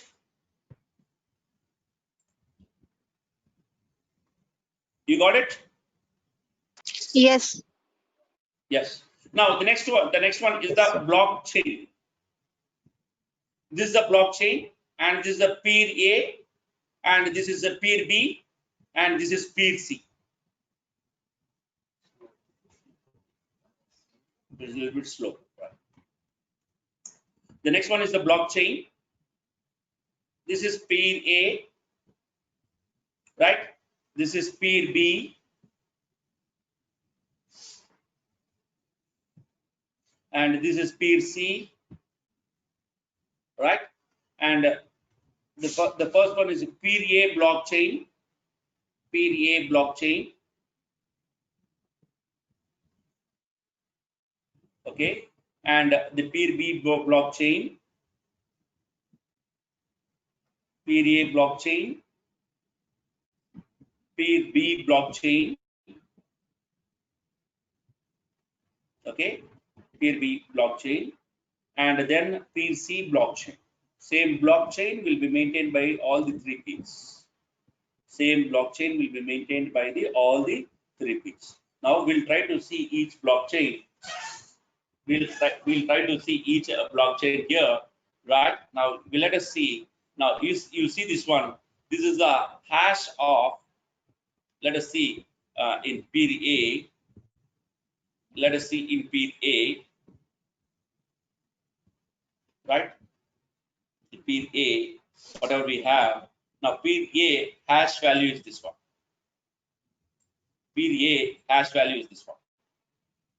This is the hash value of peer A, right? And if you observe these two, if you observe this one and this one, if you observe this one and this one, this is the hash of previous one, previous hash value. This is the previous hash value. Okay, it is linked as a chain. This is the previous hash value, right? Previous block which will be having, and these are the set of transactions. This is a set of transactions. This is a set of transactions. Right? Now, if I change something, you just see instead of 100, if I change something like 99, all the blocks of peer have been changed. If I change something, all the blocks in the peer have been changed. If you see, all the blocks in the peer have been changed. All the blocks in the peer have been changed. You're observing, all of you. You observe. Yes, sir. Change it from 100 to 99. All the blocks have been changed.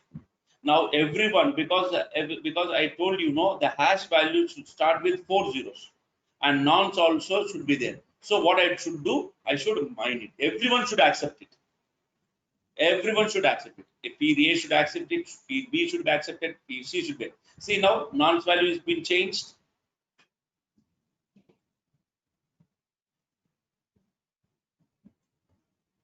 Nonce value will be changed. This is a nonce value, right? And this is a hash value with 4 zeros. The hash value with 400000700C. Previously it is different, now it is different, right? And then the second person also should be mined. Second block should be mined, right? I'll mine it.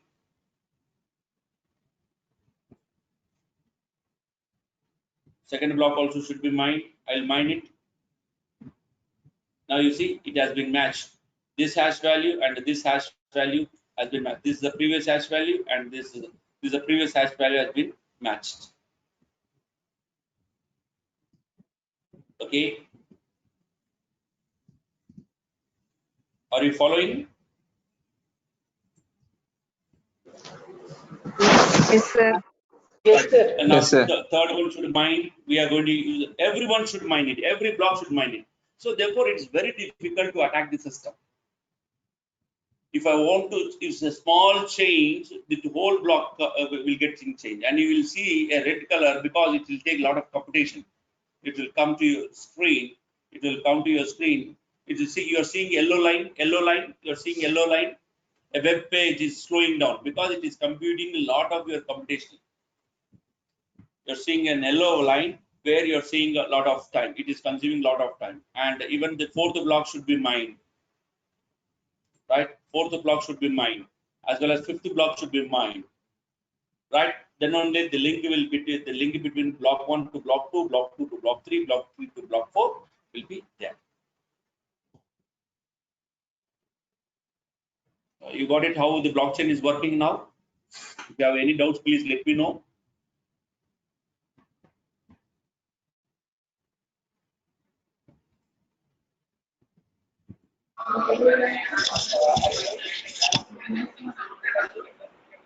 If you have any doubts, please let me know.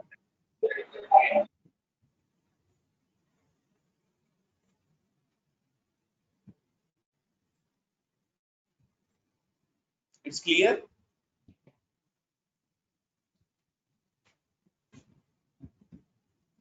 Hello? Hello? Yes, sir. It's clear, sir. You understood? No doubts now. Before I go to the next topic. Oh, now this is the overview of how we can implement a blockchain. We can implement this in Ubuntu. We can implement in Hyperledger. We can implement in this Ethereum. All these things can be implemented. You can implement any application, right?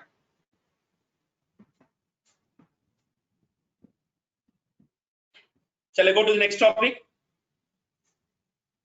Yes, sir. Yes, sir. Yeah. Yes. Yes, Yes, sir. sir.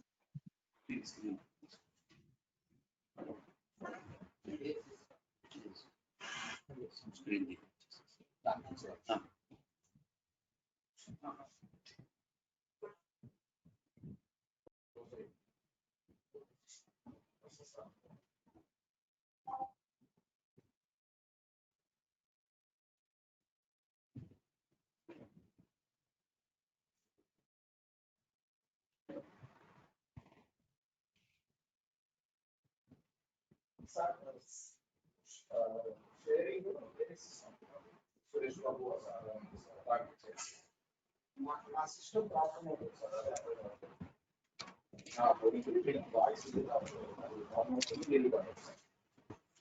Suresh Babu first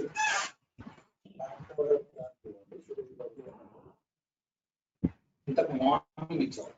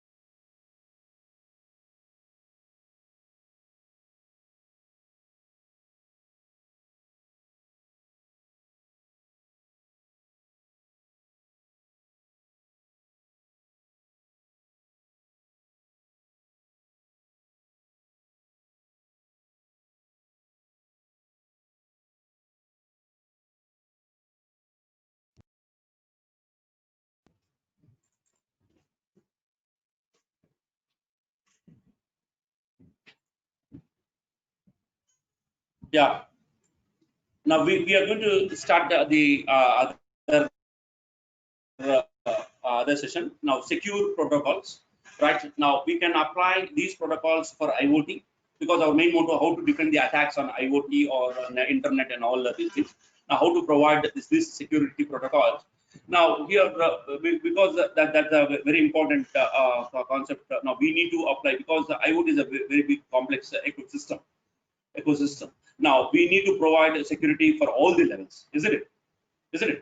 So therefore what we'll do is now we'll try to see one type of an example how we can create the security for all these protocols. Let us start with the small example, then we'll go to the IoT.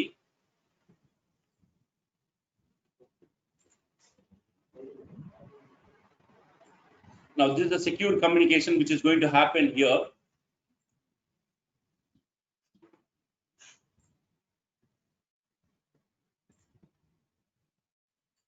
Now we are going to we are going to see here the secure communication concept, the secure communication, how it is going to happen here, which we are going to discuss here, right? Now this the question will be like this: design and implement a secure communication between the two groups. There's two groups.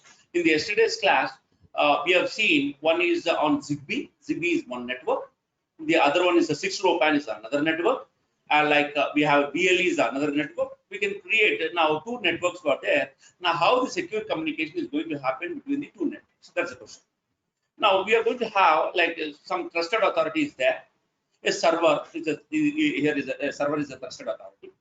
A server is connected to n number of registered users. N number of registered users means if you first you should register and then now. What is that? Please repeat the platform for making the application. May I know what is that question?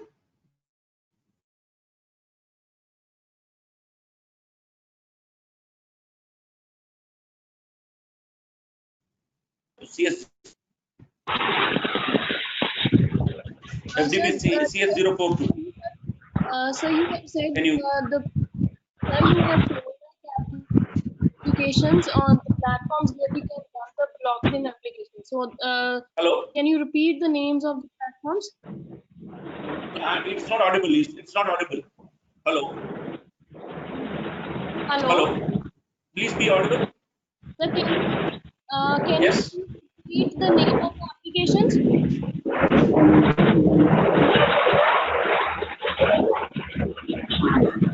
Hello. Hello. I request all the members please mute it except the CS042. Can you repeat the name of the platforms where we can make the applications on the blockchain? Yeah, yes, absolutely. There are two, three things are there. Like Ethereum is a permissionless blockchain. Like Hyperledger Composer is another one which is a permission one. Hyperledger Fabric is there. That's another one. If you want to do some research work, this is an application oriented. And recently, a few days back, maybe 10 days back, Accenture, IBM, they have introduced the Hyperledger Snatch, which is which they have considered interoperability, means integrating different applications on one platform. There's so many things. Like certain coin is there, another one is there.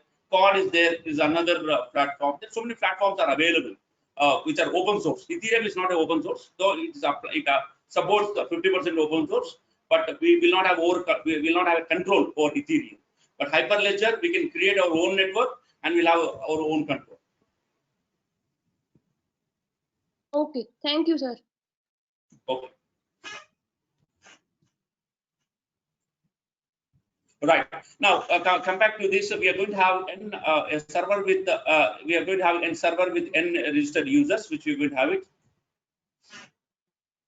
Right. We are going to have a server. Server is connected with n registered users. That's a point.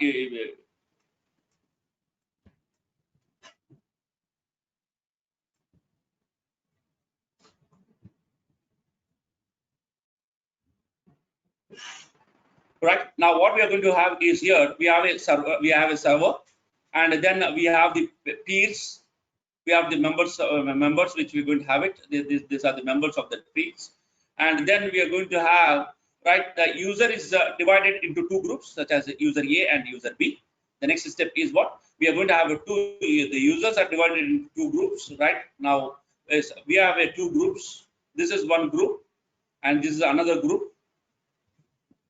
This is one group, right? And this is another group. We have two groups. And this is a server. And this is a server, right? Now, two groups which we have created. You can have this is one network, and this is another network, and this is connected to some internet, right? Through the internet, we can have it. Now, and the concept here now, the members can be added because here IoTs are known for wireless. The nodes can be added and can be moved dynamically. The nodes can be added and moved dynamically. That's a very important one. A node can be moved away from the network, right? And node can be added from the network, right? We can add the network and we can move the a node can move from the network. Right, this is a dynamic with respect to the IoT. Right, a new person has been joined. One person has been left. Okay. Now we are making an assumption that because this network, in the last slide, I think you heard about there is a PAN coordinator. You have seen in my yesterday's lecture, there is a concept of PAN coordinator. You have seen in the slide yesterday, which I discussed. All of you. Hello, ZigBee PAN coordinator or BLE coordinator or BLE PAN coordinator will be there. Yesterday I discussed this concept. Yes or no? Yes. Right. Yes. Sir, what protocols falls under TCP IP layer? Now whatever question you want, this CS015, right? I'll come to your point. Right now, what we are going to have it because for this group one leader is required. For this group one leader is required, which we are going to have it for this group, and for this group one more leader is required, which we are going to have it. Now two leaders will be there, right? For this group he is the leader, and for this group he is the leader. Okay, right. Now we are assuming that we are applying some authentication mechanism here. The leader A will be authenticated leader B. And leader B will be authenticated with leader A. There is a mutual authentication is required between A and B. mutual authentication, so that the members of A will be communicated with the members of B via leader A and leader B. Okay. Right. Now, to achieve this, we are going to use the concept of challenge response authentication scheme. It is also called as mutual authentication, Right. Are you following? Right. Now, what do you mean by mutual challenge response? Anyone knows it? What do you mean by challenge response? Anyone? Whenever the sender send a message or request to the another party, it will send acknowledgement to the sender, I think. Okay. That's it. Any other?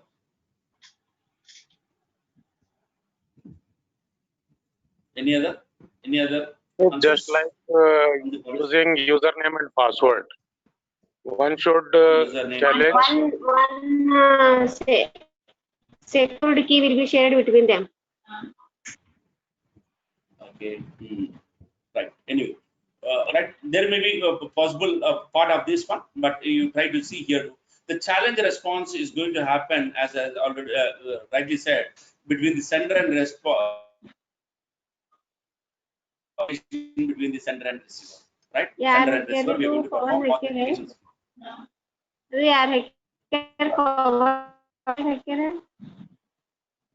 Can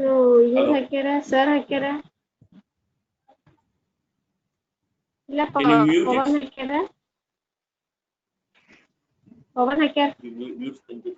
Pavan ಹಾಕ್ಯಾರಿ madam ಅದಕ್ಕೆ ನಾ done ಅಂದೇವಣ್ಣ sir ಹಾಕೋ done sir ಅನ್ಬೇಕಾಯ್ತು ಪವನ್ ಹಾಕಿನ ಸರಿ done ಅನ್ನ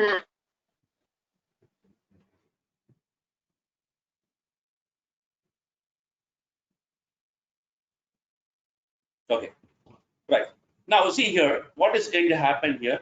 Leader A is going to send the leader A is going to send a unique message, right? That's the point. Unique message. Leader A is going to send the unique message value or challenge value, which we call them as a server generated challenge to the leader B.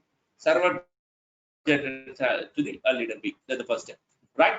The second step, which we're going to have it here, leader B also sends a unique challenge value, right? Like client generated challenge, because this value, if it is a server and this value is a receiver, the client, which we're going to have it and send it to the leader A. Means leader B will send a same challenge value to the leader A.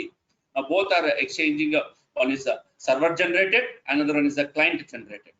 Now once for that, A computes, right, the CC which has been received from leader B along with the secret value, which we're going to have it, and perform the hash.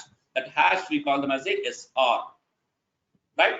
It's a response, we call them as. It's a SR is a response value, sender response value, and sends to the leader B. And then this is very important. SR will be sent to the leader B. And leader B computes a CR, client response is the server response. Okay. Client response hash of whatever he has been received, it has been received, right, from leader A plus secret, and sends to the leader A. Now both are calculated their hash value, and they've been authenticated each other, and then they're going to respond. Leader A calculate the expected value of leader B and responds that, ensure that the client responded correctly. This process is called as mutual authentication. Now mutual authentication especially is very important, especially in IoT. Why? Means because we are going to have different types of local networks. Now one network leader will be communicate with another network leader. First of all, they need to be mutually authenticated. Then only the members of that group can communicate with the other members of the group in order to achieve effective, secure communication. Any doubts? You have any doubts? No, sir. Yeah. No, sir. Yeah.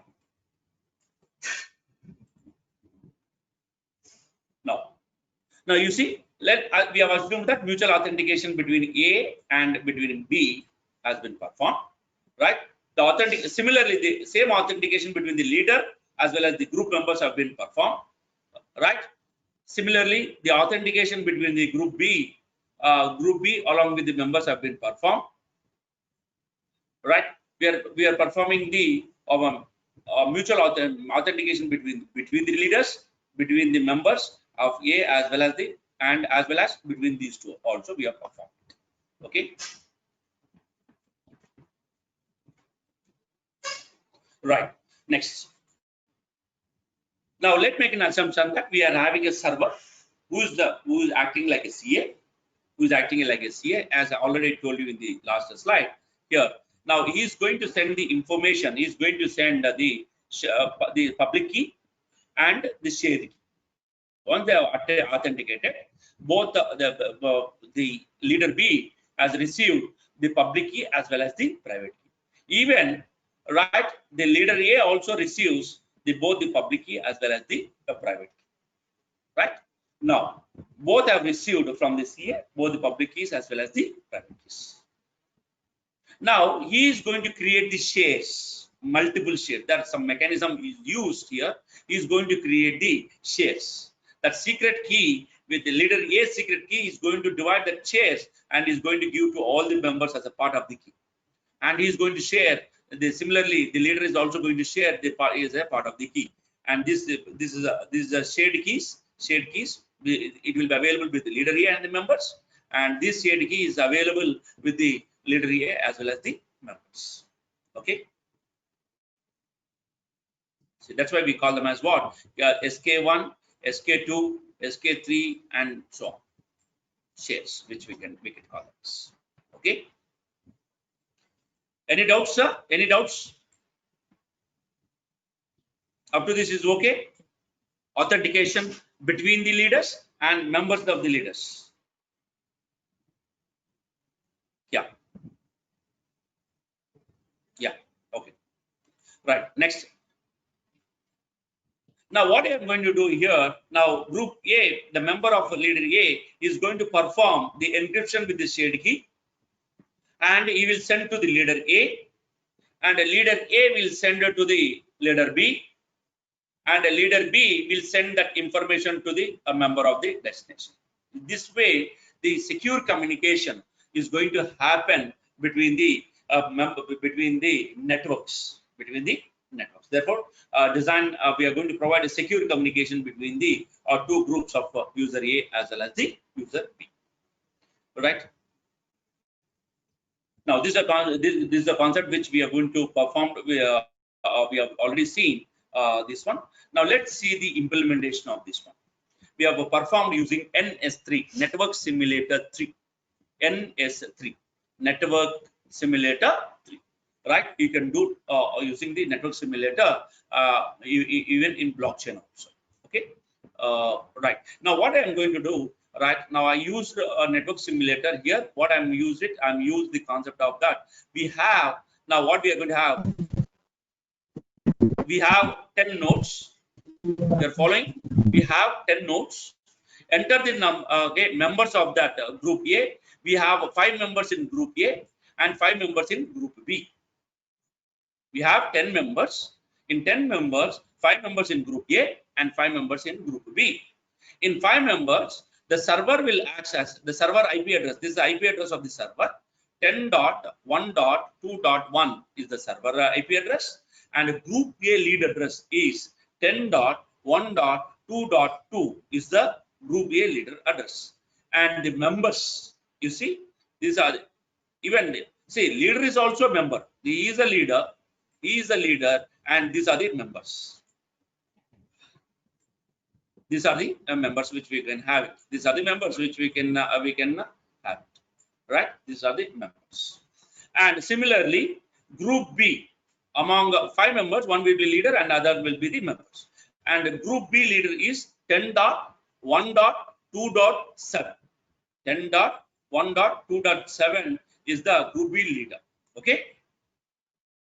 Similarly, so therefore, he is the server, and this is a group A leader, and this is a group B leader, and these are the members of group A, and these are the members of group B, and he is the leader. He is the leader, and this fellow is also a leader, right? Now you just see. Now what is happening here is he is going to select a nonce, right? That nonce value, nonce by 1 is a nonce value, and is encrypting that nonce, right? Is encrypting that nonce value. He will get the ciphertext as 124. 124. Leader B receives 5 bytes from leader A. The leader A address is this one. Leader B is this one, and leader A is this one. And nonce has been received. Encrypted nonce has been received is 124. So encrypted, decrypted nonce is 20. Decrypted nonce is 28, right? Encrypted nonce is 37, right? And leader A is received 37 from the leader B. From the leader B. Now, as I already told you, this is the challenge response which has been happened between the leader A and leader B in the form of nonce. Nonce has been, they will be encrypted with this. Nonce A is this one, leader A is this one, and leader B is this one, so that authentication is going to happen. You got it? Right. Any doubts up to this? Any doubts?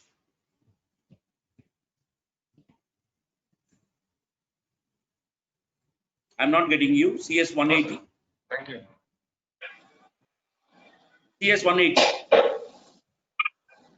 Yeah, three-way handshaking, of course. See, usually three-way handshaking, challenge response is like a three-way handshaking only, right? All right. Now, your server generates a key pair and shares to the members. That's the servers will change. Now we are going to we have used here the public key cryptography RSA algorithm. We have used RSA algorithm. This is the RSA algorithm. We have a public key, right? We have a private key. This is a public key and this is a private key which we're going to have it. And then we have two prime numbers and the n number and the tuition number which we're going to have it. And these are the public keys and the private keys. Public keys as well as the private. Okay. Similarly, group B leader, public key and private key, and we have taken the co-primes of these numbers. These are the public keys and private keys where you can encrypt the members, right? These are the public keys and private keys of the user A, and these are the public keys and private keys of the user B. Okay. And the authentication between the member, because we need to perform the authentication between the member as well as the group A leader. The authentication between the leaders has happened. Now the authentication between the member, means member 5 and the leader is going to happen. Okay. So therefore, this is the authentication mechanism which is going to happen between the member as well as the group leader. Okay.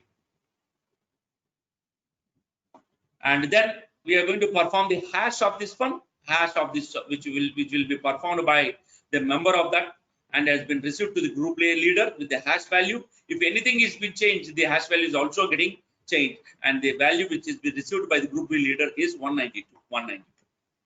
So this is a secure communication which is happening, and this is the implementation part we can implement using OpenSSL as well as NS3.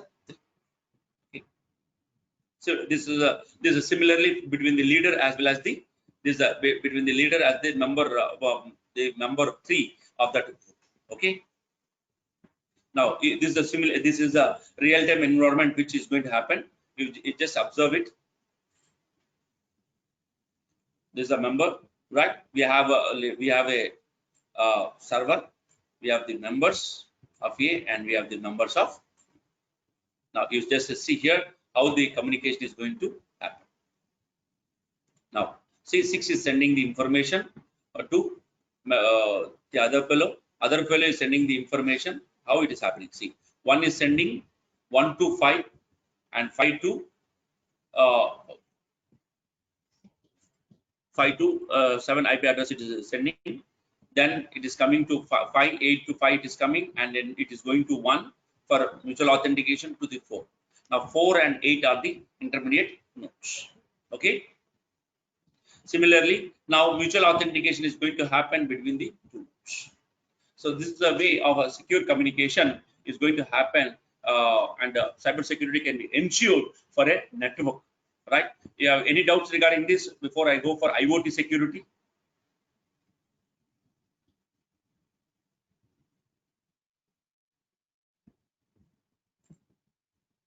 Any doubts before I go to the IoT security? No, sir.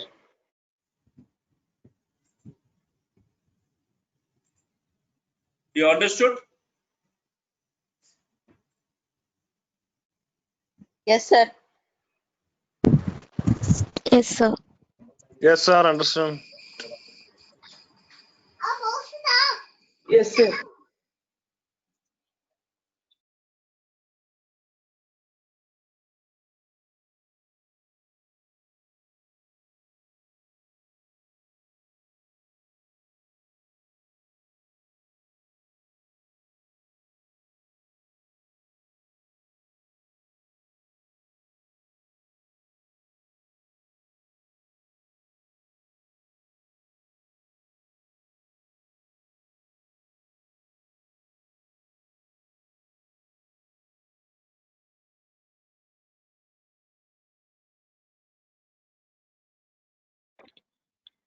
Hello.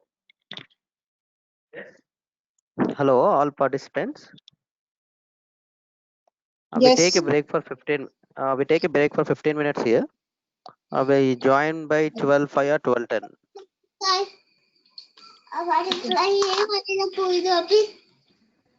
Okay, sir. Okay, sir. Okay, sir. Okay, sir. Okay, sir.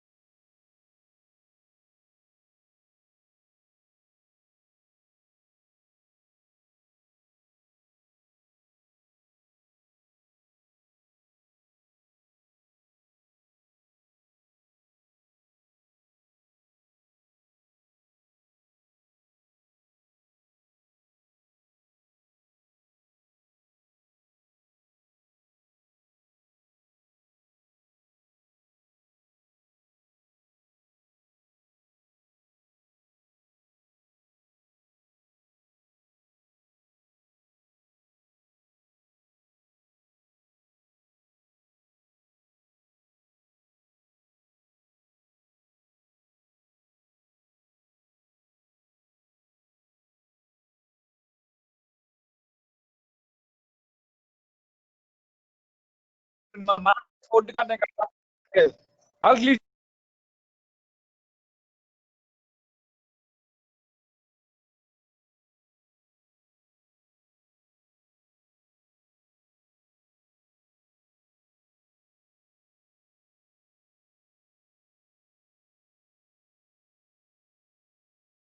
ಇಲ್ಲಿ ಕಾಡ್ತಾರೆ ಅಂತ ಇಲ್ಲಿಗೆ ಸಾಮಾನು ಇಡಂದ್ರ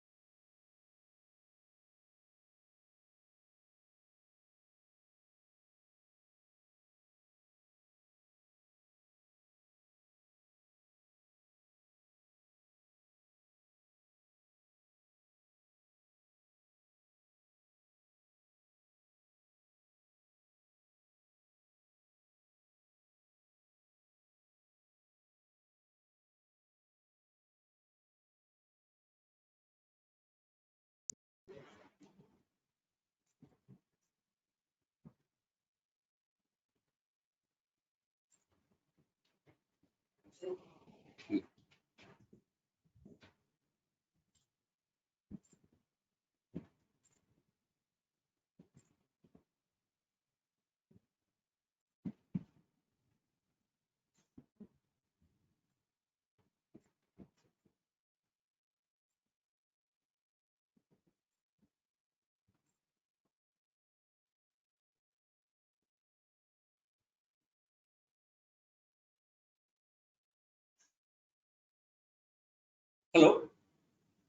It's audible?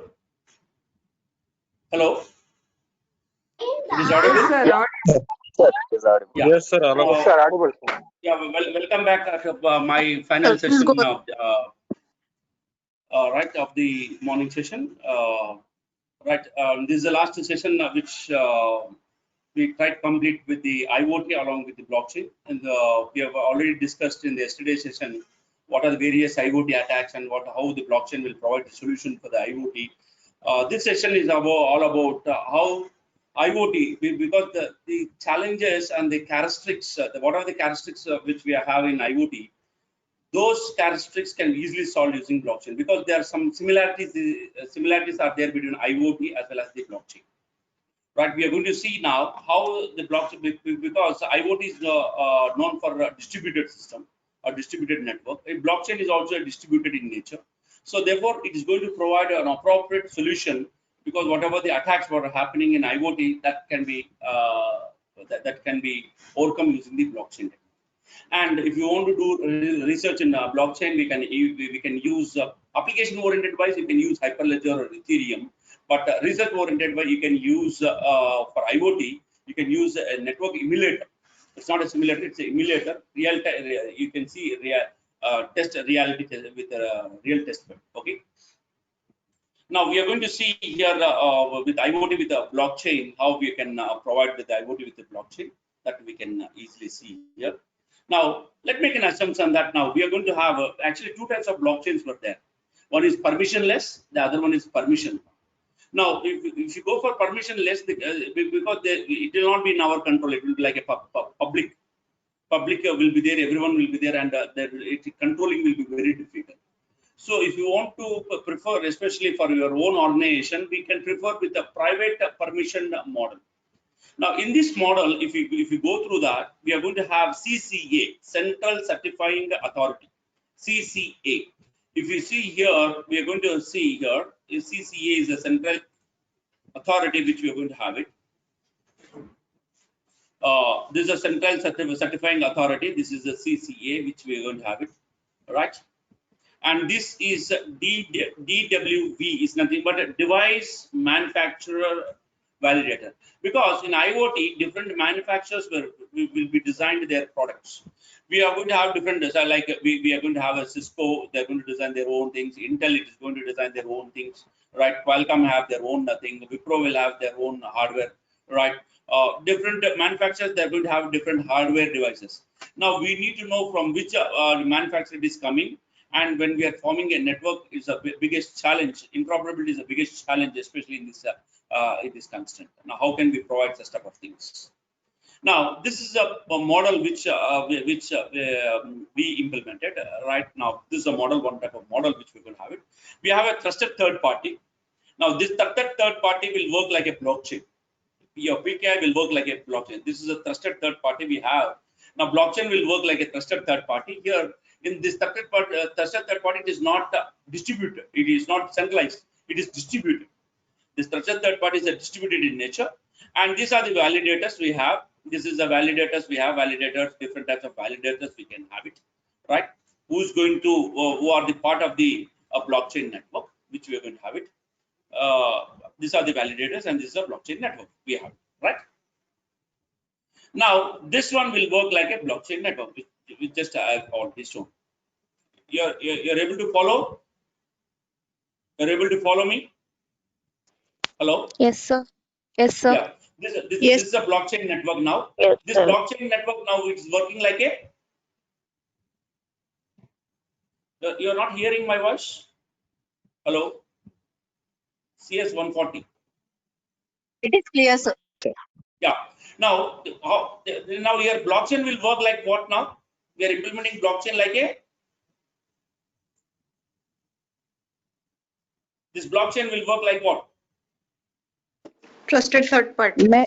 Trusted third party. Mesh It's a trusted topology. PKI. Distributed PKI. We are working this as a distributed PKI.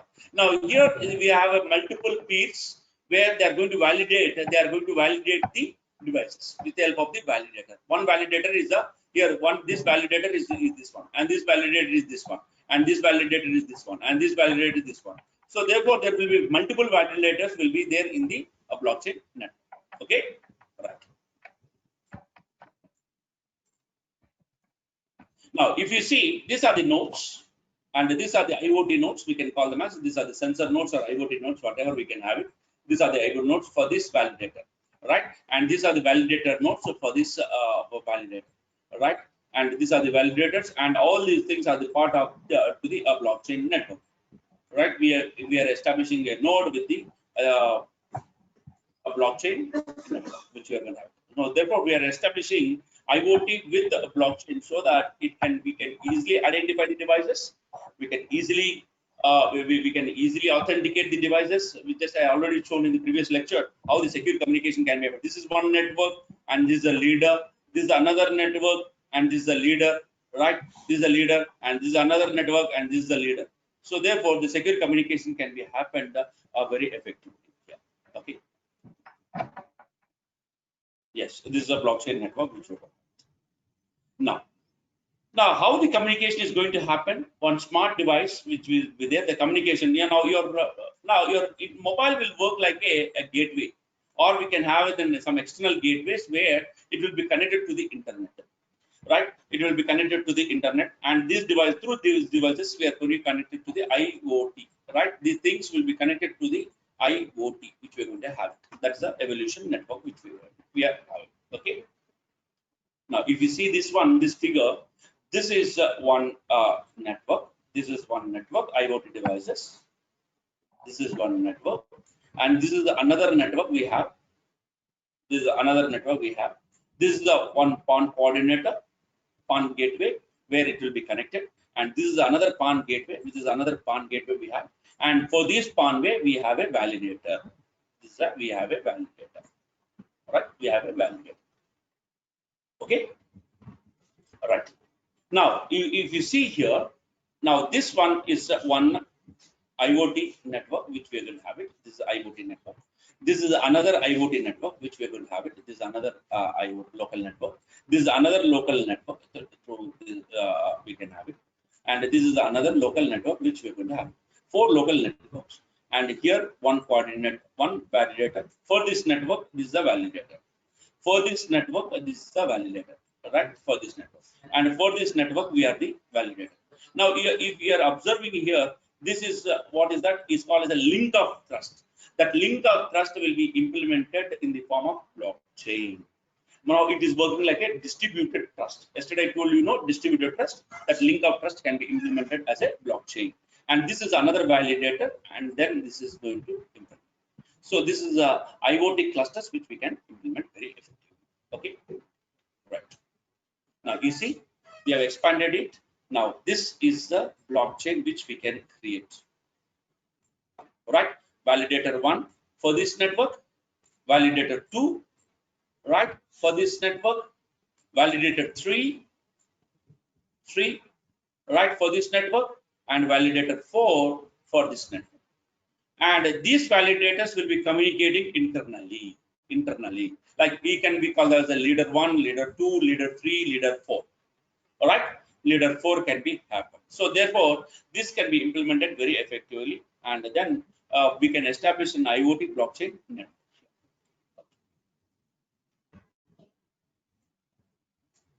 You see, now these are the validators which is forming as a blockchain. A peer-to-peer mechanism can be happen, and then this is a decentralized manner. Okay, and this device can be communicated to this validator as well as this validator, and this one devices will be connected to by these validators, right? And this device can be communicated to this validator as well as this validator, because they are forming a distributed network now, right? Without where the attack will be very difficult and authentication can be provided very effectively in the decentralized manner. Okay. Now, how can we implement IoT and blockchain using MS3? network simulator 3, how can we implement it? We can we'll see, but before we go for the implementation, first we'll see the slides now. If you see this diagram, if you see this code, actually it is you can see this code now. Please listen now. You're observing up to now. Any doubts? No, sir. No, sir. No, sir. Shall I proceed? Yes, sir. Yes, sir. Yeah. Yes, sir. Yes, sir. Yeah. Now you see this the code which we are implementing in NS3 now. Here now, if you see this on the screen, if you can see on the screen, we have an Iot sensor nodes. We can create some hundreds and thousands of sensor nodes can be created. This is a code which we are going to have it, and this is a header file which we can have it. And here this is a gateway. I've shown in the figure, this is a gateway, node gateway, where we can connect, where we can send the sensor data to the internet. Through the gateway only we can connect it. This is a gateway which we can have it, right? And then this is a very important one. This is a blockchain node, right? We can create the blockchain node. This is a blockchain node header file and the CC file which we can have it. And we can create some attack, whether my security system is going to defend those attacks or not, right? This is a blockchain, and this is a blockchain how we are going to create the validators and the members of that. This is a blockchain which we can have it, right? We can send it. And this is the attack node which we are creating the attacks here. This is attack, malicious attacks which we can create, means whatever the attack, ransomware attack we can create, or botnet attack we can create, right? We can create whatever the attacks which we require for the IoT can be easily implemented in NS3, right? And on the top of that, we can create a UDP client and UDP server, right? UDP client and UDP server can be created here. Echo UDP client and Echo UDP we can create, and a packet sync means server. The data will be stored on the server. We can create packet sync. This is all about the code, source code, which is available for our model, for our permission blockchain model. Okay. Now, when you run this code, when you run for running this code, you need to have some steps, right? I'll show you hands-on through this. You can go through the hands-on approach how we can run this code. Okay, I'll take 2 minutes because I'm going to change in another system, and I'll show you hands-on with 1 or 2 minutes. Okay.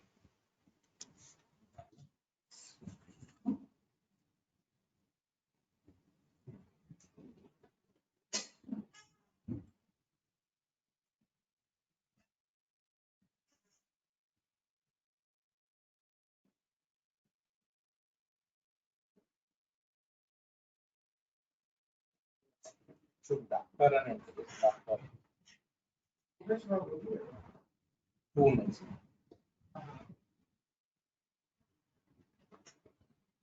In the last bit.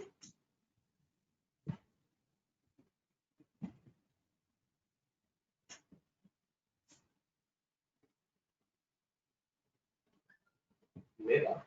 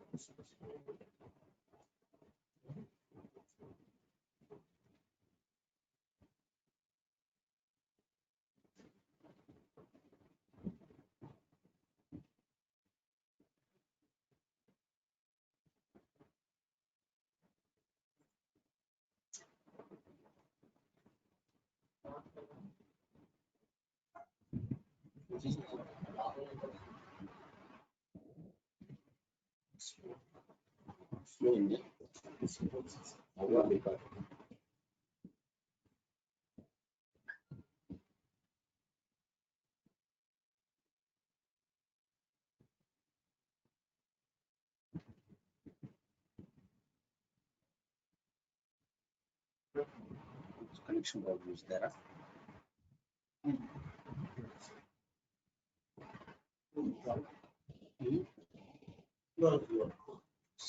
Hello, am I audible?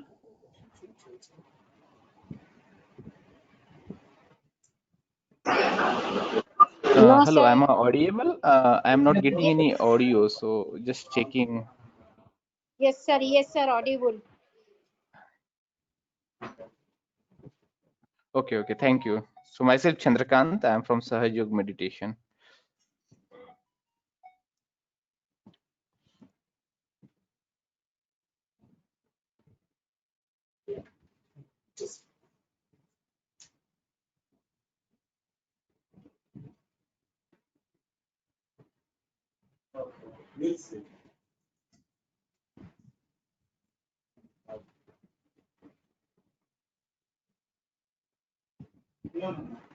You just send me on Friday. Friday, yes, not Friday.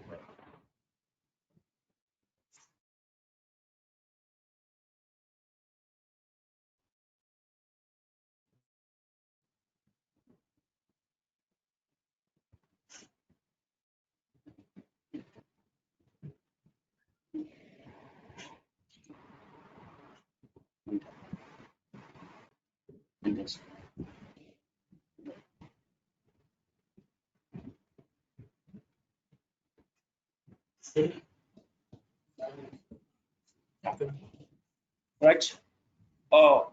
Yes, everyone is there. Now we'll try to see here. Please observe carefully now the code which I'm executing here.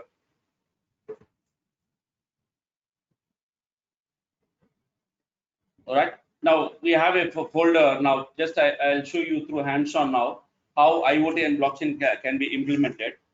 Right. We're using NS3. Now when I click those files, IoT and blockchain, because I've implemented in NS all-in-one 3.29. In that 3.29, we are having NS 3.29, which is a software, right? We can where it is available, right? And then we are having a source.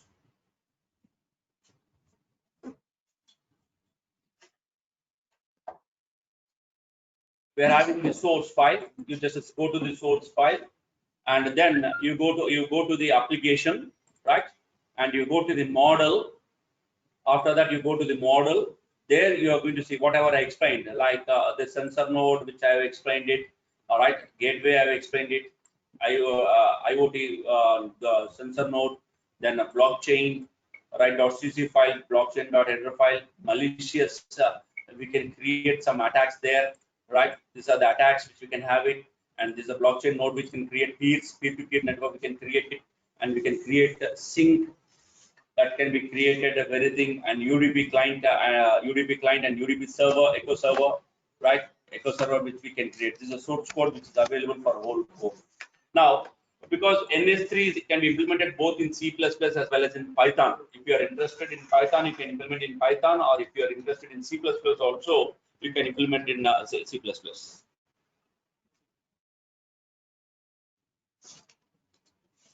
It's audible, Santosh? We are going to do this is after writing that this is the main files which we are going to have it. We are establishing a blockchain network, and we are starting the private keys, and we are creating the signatures. These three, and this is IoT network setup. These 4 files are very important to implement it. One is IoT network. The other one is establishing a blockchain network for IoT devices, generating the public keys and generating the private keys. Now, how to run this program is all these files, whatever you are writing, everything should be there in the scratch.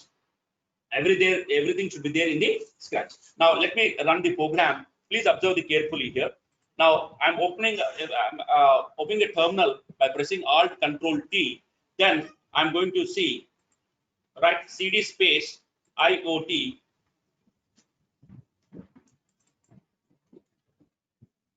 Right here, CD space. This is the file which we are going to take it. This is a file BCT IoT.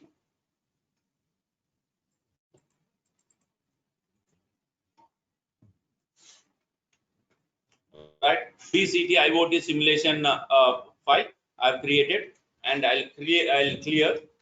It's visible. It's visible to all of you. All of you. Yes, sir. It's Yes, visible sir. to all of you. Yes. Yes, visible. Right. yes, sir. Now. Yes, sir. Yes, sir. Yes. Now NS all-in-one 3.29 because I use the simulator version is 3.29. Right.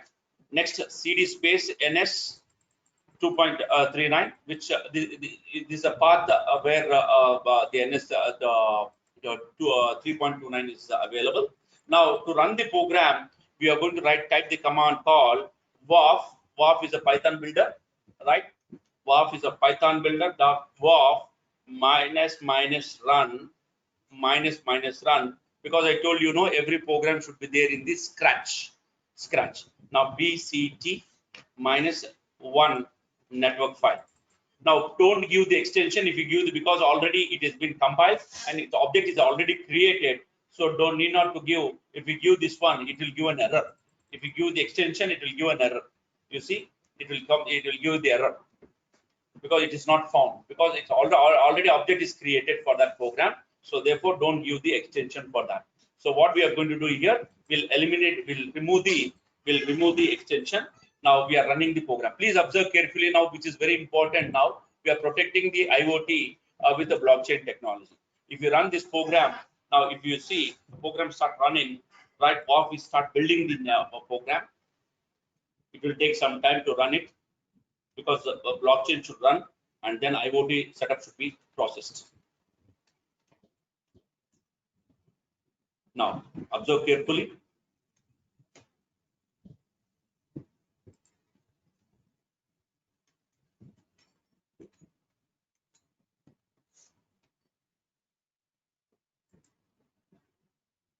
Yeah.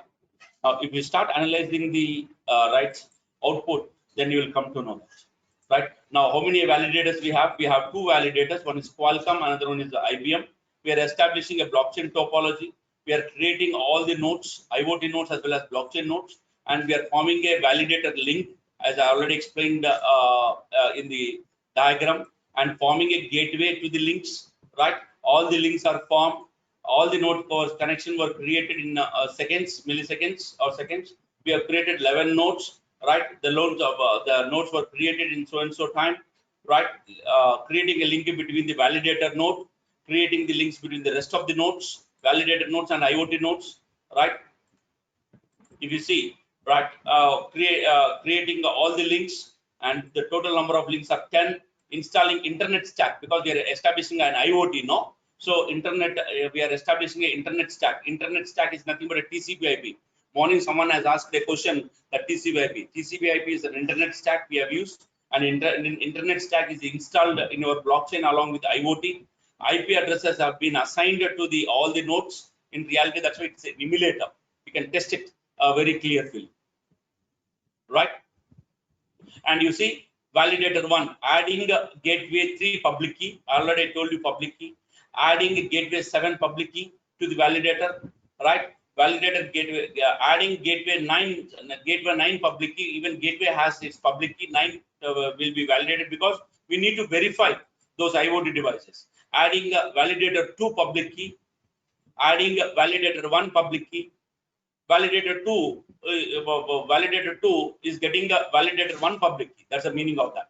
Validator 2, adding validator 1 latest block. Latest block. This block consists of what? Set of IoT devices, IP addresses, public key as well as private keys blocks information will be there for performing the authentication. Right? The gateway node adding node 4 adding the public key and a received message from gateway 3 like this. We can see the total network can be sent over a IoT network. You understood? Any doubts regarding this? If you go through this one, you will come to know that how the secure communication over IoT devices, the attacks, IoT attacks can be eradicated, can be eliminated using the blockchain technology, and the transparency between the whole network can be ensured using this type of mechanisms. Any doubts before I run next simulation?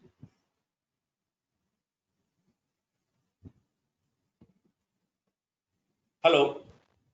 No, sir. Can proceed. Yeah. Right. Now, we have established a network. This is a network evolution now. Now we are running the private keys, how to create a key. Right. Now we are going to run the key. Now you see. Now the message has been transformed from one node to another node. Right. Some bug has been encountered. Most probably I have changed it yesterday. You see, adding if you have seen that now, how many validators now previously? Yes. Any doubt? Hello? Yeah. Now we are having a now CCA. I already told you, central authority blockchain will work like an authority for all these validators. It's admin. We can call them as an admin, and these are the different validators. We can create it, right? And then we have added all the public keys and the validators. We can add it, and we are adding the public key here. Public key should be available to all the network. Why? Means they will verify.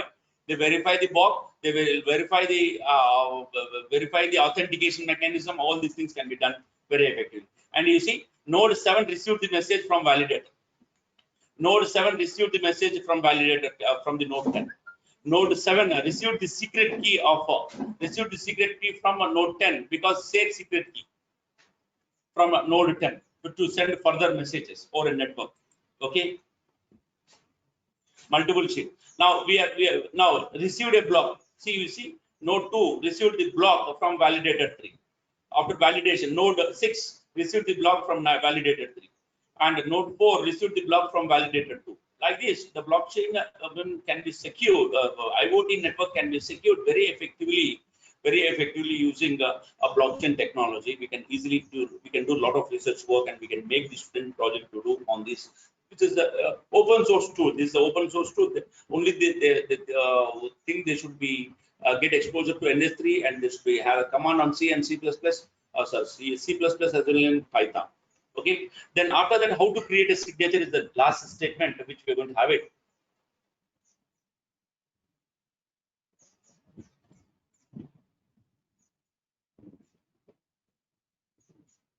If you observe it, we are creating a signature now.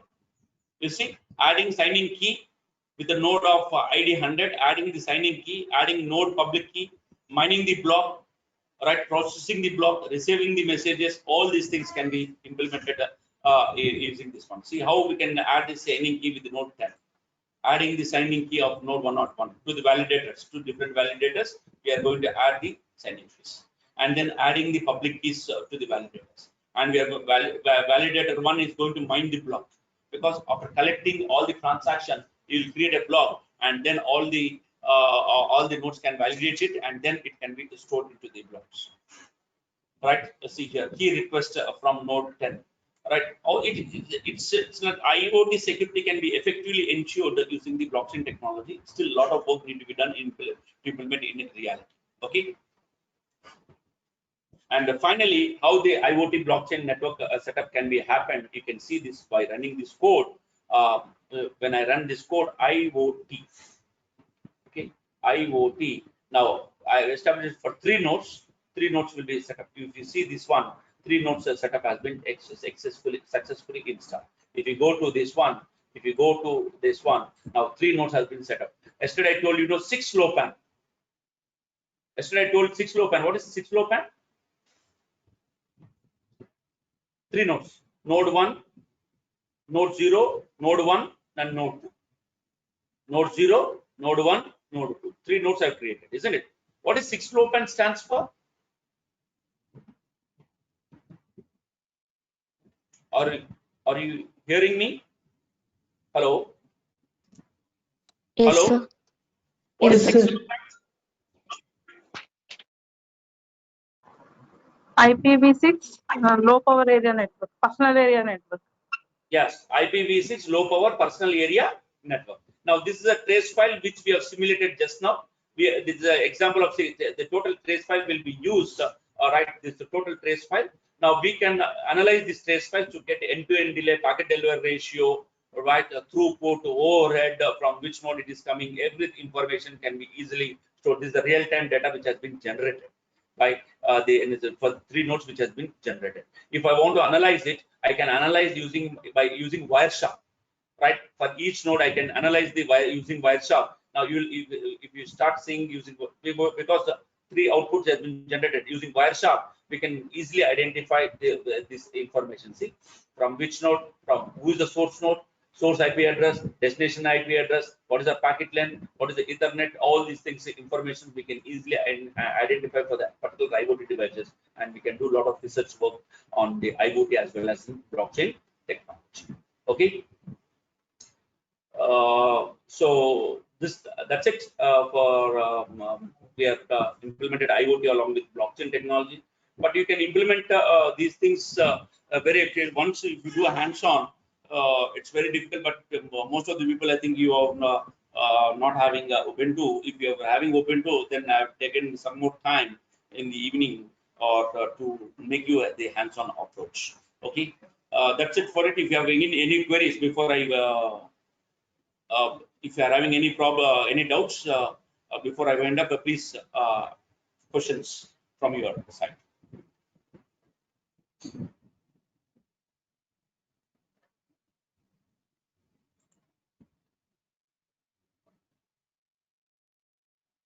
Any questions?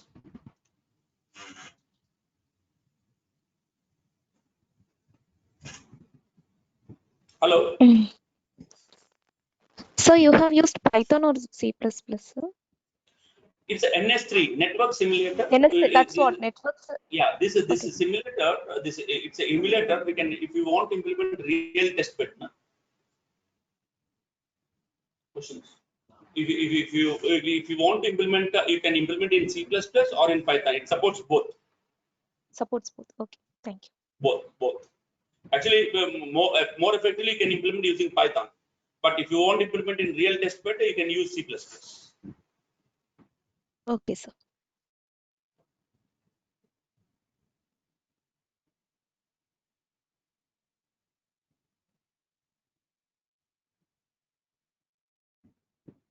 Yeah, how to apply attacks? Yes, you can apply. See, you can create some ransomware malware. You can create that is out of the scope. I can show in Python how botnet can be created, how ransomware can be created. We can inject that attack. We can create a dummy malware node, malicious node. When someone is going to click it in that node, automatically in blockchain everything will be monitored. If someone is clicking, everyone will come to know that. Suppose, for example, if some disturbance is there, everyone will tell that some disturbance is there, some disturbance is there. You'll tell, isn't it? So therefore, transparency is there, especially in blockchain. So easily we can apply some attack. We can simulate the attack, and we can defend that attack using the blockchain IoT. What are the possible transactions can be done by the validator? It depends upon your application. Right, it depends upon your application. If you want to perform now, the validator is going to validate the public keys, private keys, right? Authentication, whether he is a genuine node or not, he is a genuine validator or not. Everything, because all the authentication and verification will be done by the validator. Okay. Any other?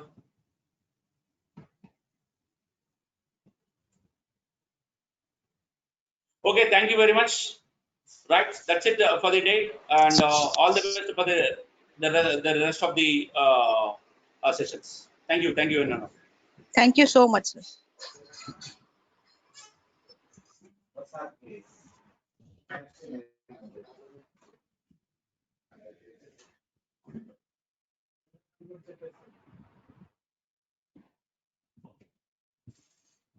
Hello.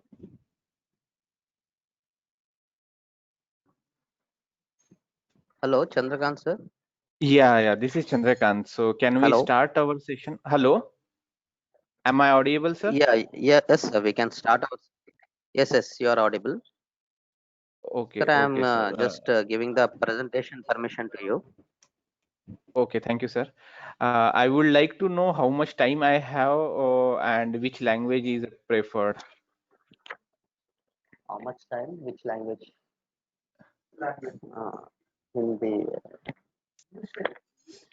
Hello, sir. You can continue in English. Okay, and how much time I have? Sir, you can have you have 45 minutes, sir. You can continue for 45 minutes. Okay, thank you, 1:45 we sir. can stop, sir. Okay, no problem. Thank you, sir. Hope you can able to see my screen. Let me know if you are able to see my screen. Yes, sir. We can see your screen. Okay. And I just want to check one sound test also. 1 minute. I will be Audible, sir. Yeah, but I want to play some music on my laptop, and that is audible to you. I just played some music. Is it audible to you? No. No, sir. No. Not No, audible. sir. No, sir. No, sir.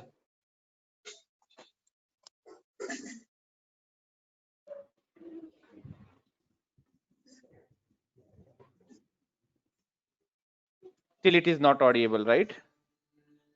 Yes, sir. Not No, sir. audible. It's not audible.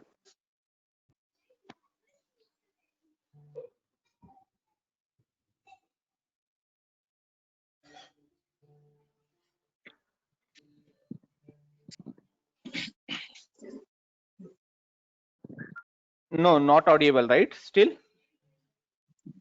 Not audible. Yes, sir. Yes, sir. Not audible. It's audible? No, sir. No, sir.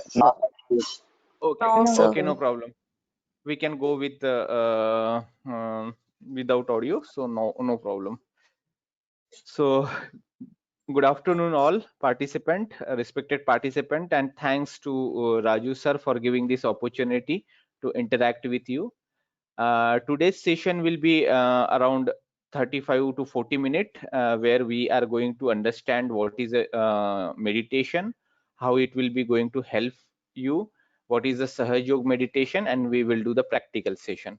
Okay, so only the 3 or 4 point we have in agenda, and let's start this presentation. So before we start the presentation, I would like to show you a small demo or a index kind of animation what we are going to cover today. So let me start that. Just give me 1 minute.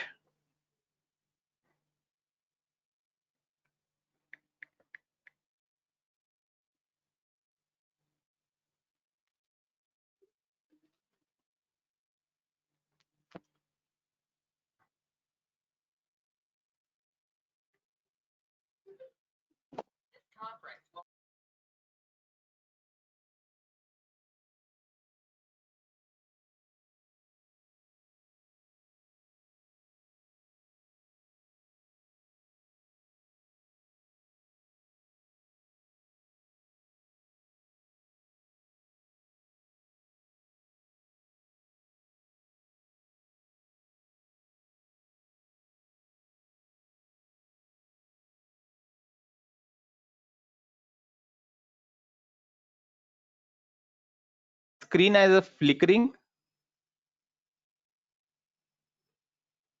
Yes, sir. Okay, I Yes, don't sir. know how to stop. If I'm doing F5, it is getting flicker. Do you know any how to stop that? Anyone knows?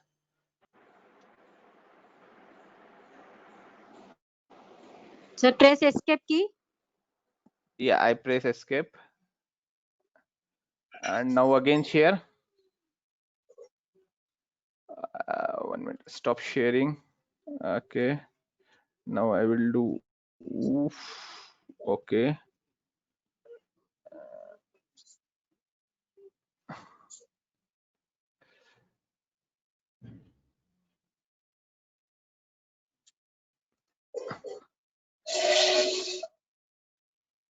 Still it is flickering, right?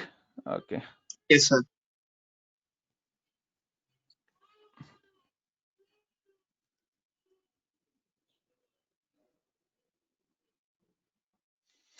Okay, I'm not sure why it is flickering. So anyway, I will not going to do a full screen, but I will do without full screen.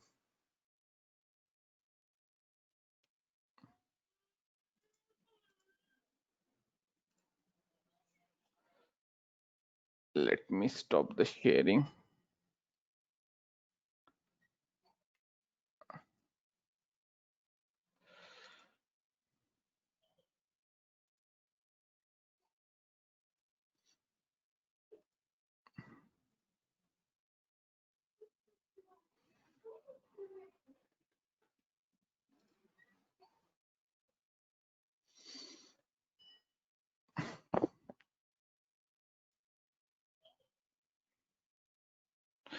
Okay, so we can start now.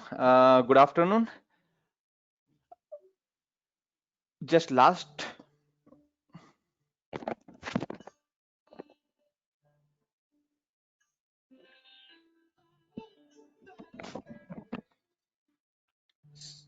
So I am showing you one video, which everything we are going to cover in today's session.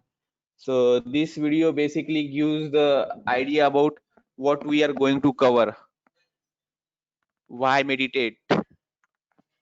Okay. Then when does your brain rest?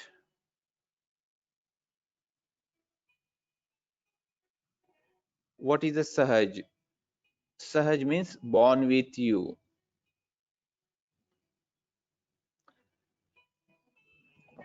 Mind versus thought. Spirit and Kundalini.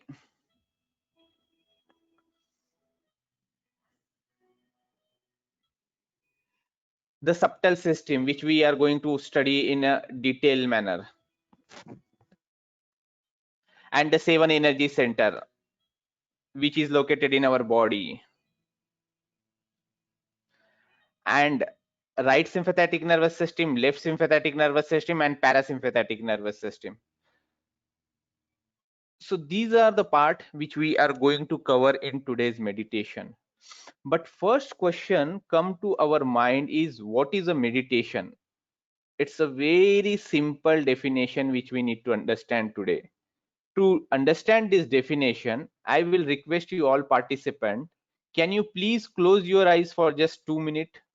Can you please close your eyes for 2 minutes?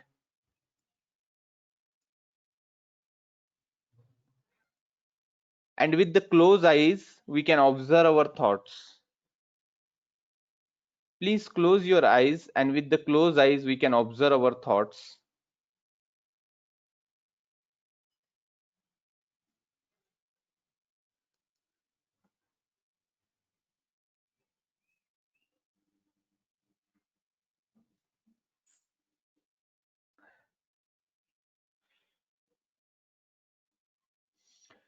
Now slowly you can open your eyes. If you see properly, when you close your eyes, you are always getting a thoughts of a past or thoughts of future. So you are getting a 2 type of thought, but there is no single moment where you do not have any thought, a complete silent, that is completely in a present state. That is the state we call as a meditation. So if you see the first diagram of sine wave, one thought will start, then it will finish, and immediately another thought will start. But there will be a fraction of second where there is no thought. By increasing that duration, that is increasing that duration, which we call as a thoughtless awareness. In Hindi we call as nirvicharita, and in Sanskrit we call as a turiya state. When we do this type of meditation, we go into silent, so we do not have any thought. Once this position we achieve, we get a lot of benefit in each part of our day-to-day life cycle. So let me explain more. So we understood like how what is a meditation. Now we can understand what is how we feel after doing this meditation. So we have a 4 state in human body. One is a walking, where we are interacting with you, our body is working, our brain is working. Second state is a dreaming, where we go in a sleep, our body is in a relaxed state, but our brain is still working. Then third is a deep sleep, where we go into the deep sleep. When we wake up, we feel a joyful, positive energy, complete relax, a very silent thing with the very joyful environment from our heart, from our peace. But when we do a meditation, when we achieve thoughtless awareness only for 5 to 10 minutes, we feel much more lighter, much more joyful than deep sleep, or much more relaxed than deep sleep. So that is the feeling of thoughtless awareness, or in Hindi we call as a nirvicharita, or in Sanskrit we call as a turiya state. This is a 4th dimension. So today we are going to achieve a 4th dimension of human consciousness. So this is the very important state which we are going to achieve today. So we understood meditation. Now we should understood why should we do meditation, because we have a hectic life, but still we are managing everything. We have a very good job, we have a home, car, our life is properly settled, still we should, why should we do meditation? See, there is a number of reasons why should we do meditation. First is there are a lot of work pressure from different part of society. If we didn't handle that work pressure properly, our family life, personal life, social life get disturbed, and we get a stress. But what is the solution? We don't know solution. We are still working hard and we are getting a lot of stress. We are sitting 8 to 10 hours in front of laptop, TV, or mobile, so that our spinal cord get stressed out, our eyes get stressed, our neck get disturbed, our body structure get disturbed, we get a lot of back pain. But what is the solution? We have to work like this, but we do not know the solution. But if we are continuing working on this environment, believe me friend, you will be facing a lot of problem in your future. If you want to save your future, you need to do some action now, and maybe a meditation is the best action.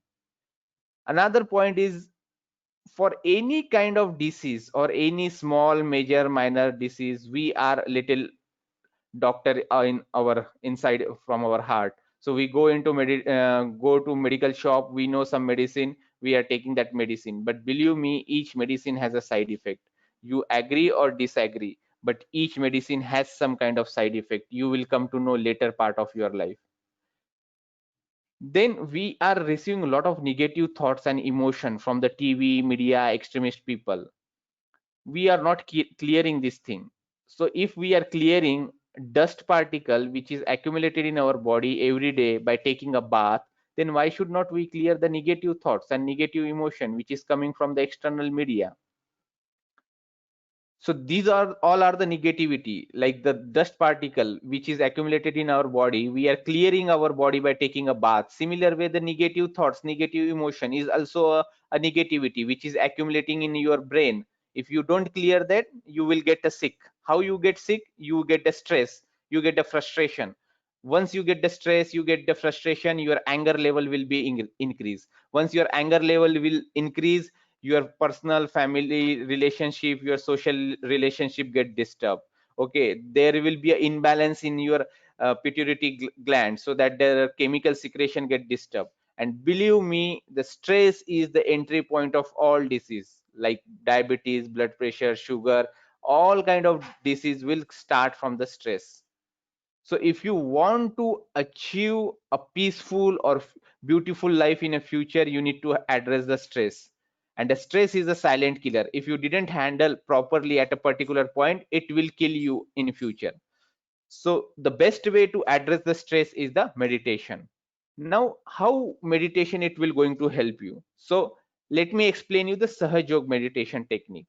So the way we have external body, similar way we have our internal body, which is made up of number of nadis, number of energy center, and one energy we call as a Kundalini.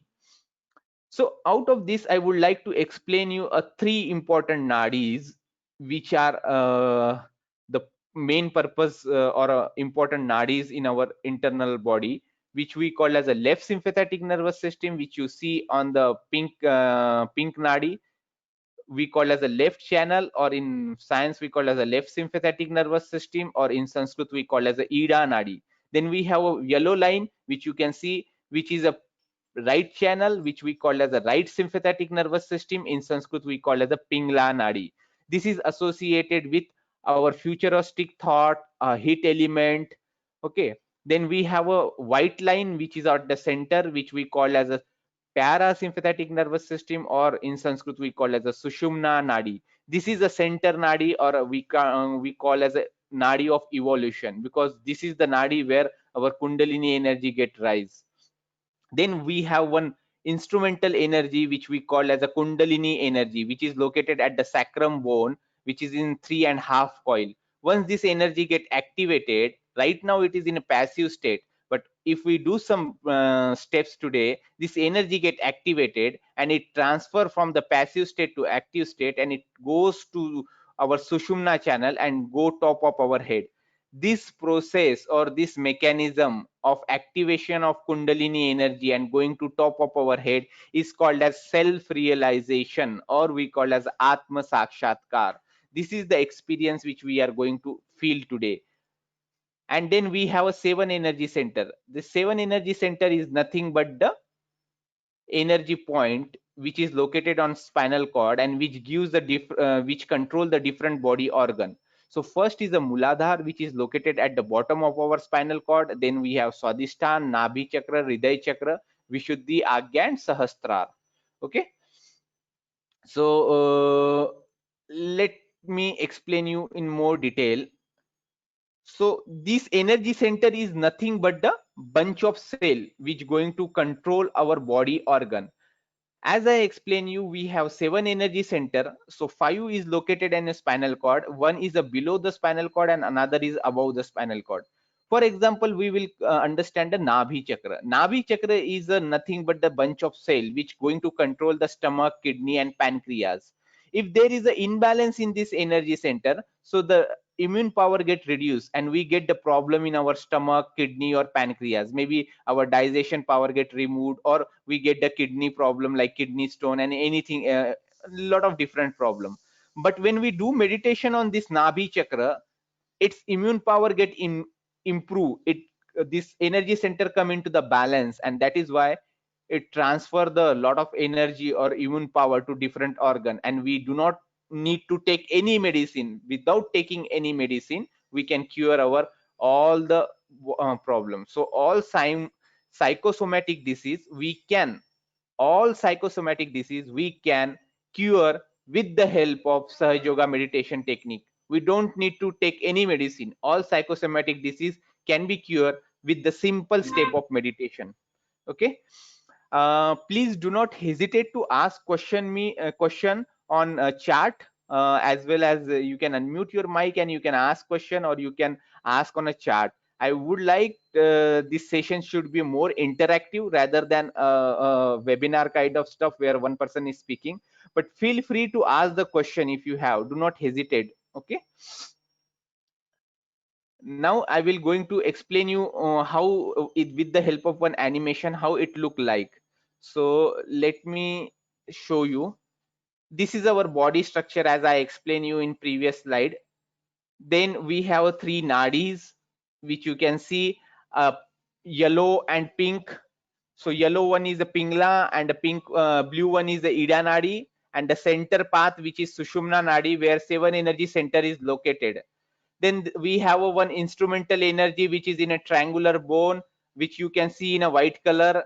We call as a Kundalini energy. Once this energy get activated, it nourishes the first energy center, which we call as a Muladhara, and then it manifests the quality of Muladhara like innocence. Then it goes to the second energy center, which we call as a Swadhisthana Chakra. So Swadhisthana Chakra is responsible for the generating a gray cell for our brain, and it creates a creativity.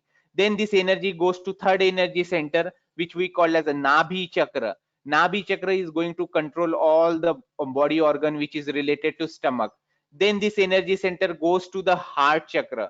This heart chakra or Hriday Chakra, which is basically controlling all the heart organ. Then it goes to Vishuddhi Chakra. Vishuddhi Chakra is basically responsible for ear, nose, throat, all the sensing organ in our body. After this, this energy goes to the optic chesma, which we call as the Agya Chakra. Once it crosses the Agya Chakra, it goes to top of our head, which we call as a limbic area in science, and in Sanskrit we call as a Sahasrar Chakra. Once the energy reach here on top of our head, we feel a cool or hot breeze on our both the palm and top of our head.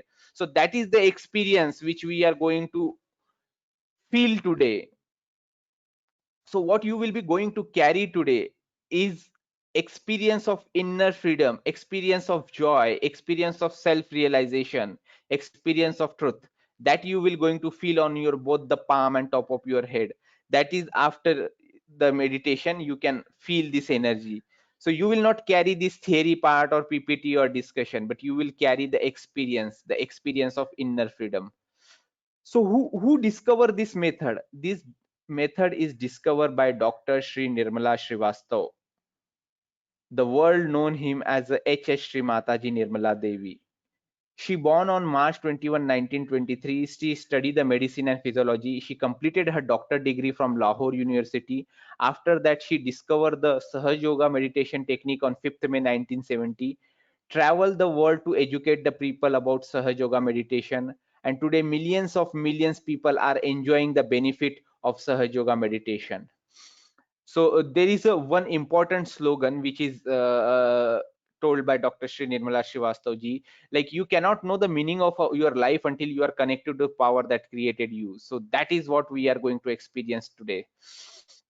Then she received numerous awards from the different government, different countries for developing this technique. She nominated for the Global Peace Award also, and many stuff. You can see a Google, you will find more detail. So now how Sahaja Yoga meditation can help you. So Sahaja Yoga meditation can help you in a very different ways. So first, what is the unique about Sahaja Yoga meditation? Unique is you will be your own doctor. You don't need to go to any doctor and find out what is a problem in your body. If you do regular Sahaja Yoga meditation, you can feel your organ on your palm, because all our spinal cord is mapped to our palm with some spinal cord nervous system. So you can come to know, like if you have a stomach problem, you will immediately come to know on your palm, because there is a one nervous system or a nerve which is coming from stomach and it is reaching to our palm. So a specific point in our palm, we will come to know that okay, we have a stomach issue. Similar way, this is completely natural process. It does not have any kind of side effect. This is a very scientific process and does not have any scope of blind faith. It is a spontaneous process, and it gives an immediate experience rather than theory part. So you can verify on your palm, and it is a living process. So you have a number of benefit of Sahaja Yoga, like your day-to-day life get improve. You will not get the anger. Your lust part will get reduced. You will be a silent person, and many benefit. If you do exercise, if you do yogasan, if you do the breathing exercise pranayam, the way you get benefit, similar way meditation you will get a much more benefit. So meditation is a supreme state or a last state of yoga or pranayam. It is beyond pranayam. So you will get all the benefit of pranayam also or yogasan also. Okay, so now let's start feel the experience. So I will be going to explain you the step with the open eyes, and then all the step we need to do with the closed eyes. Yes, sir. Any question? Okay. First, we need to do this step with the open eyes, and then we need to do this step with the closed eyes. Okay. So first step is both the hand on your lap, both the hand on your lap, your palm will be facing toward the sky. This is our base position. Now we are going to clear our left side, that is the left channel, Ida Nadi. So for that, our left hand on lap, palm will be upward. Place our right hand on earth or direct toward the earth. This is the position for left side clearance. The science behind this position is, if you throw any heavy particle toward the sky, where it come to the ground because of a mother earth. Mother earth is pulling heaviness with the help of gravitational field. Similarly, our left channel is associated with the heaviness. To remove all the heaviness, we are using the mother earth element. Why this mother earth element will work on us? Because our body is made up of 5 elements and one of the element is a mother earth. So this is a position of left side clearance. Then take both the hand on our lap, then slowly raise our left hand toward the sky, bending from the elbow like this. You can see the right side clearance, or you can see my video also. Okay, so here you can do like this.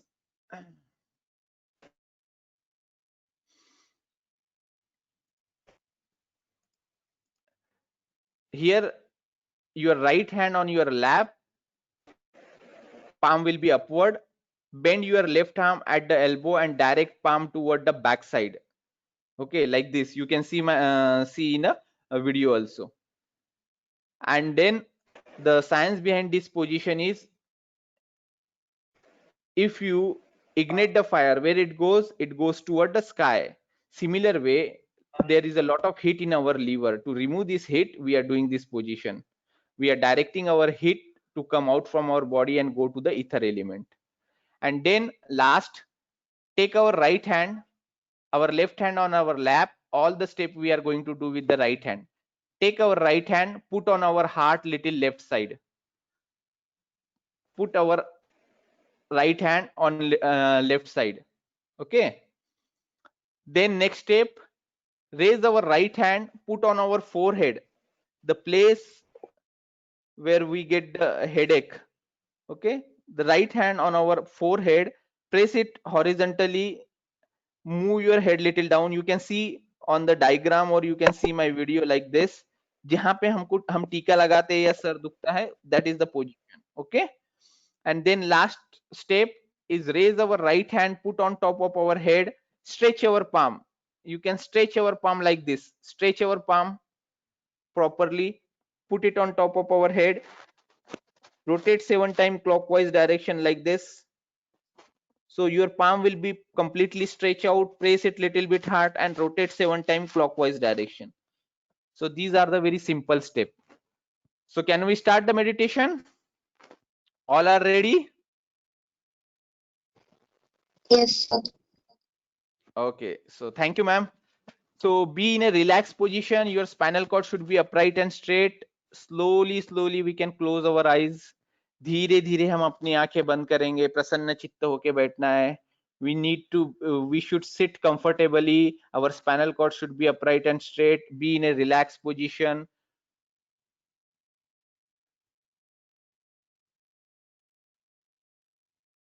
बंद आंखों से हम अपने विचारों को देखेंगे.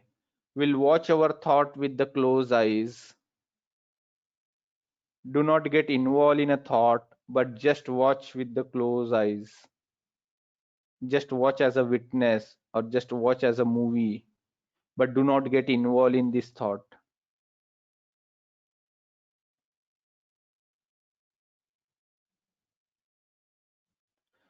Now slowly take your right hand, put on Mother Earth. If you are sitting on the chair, direct your right hand toward Mother Earth. If you are sitting on a ground, touch your right hand on Mother Earth. Your left hand should be on your lap and palm will be facing toward the sky. And here we will pray in our heart. O Mother Nature, please remove all the heaviness from my body toward this Mother Earth element. You may feel some kind of energy is coming to your left hand palm and slowly coming to your body, and slowly coming out of your right hand palm toward Mother Earth. You need to feel this energy. You need to enjoy that energy.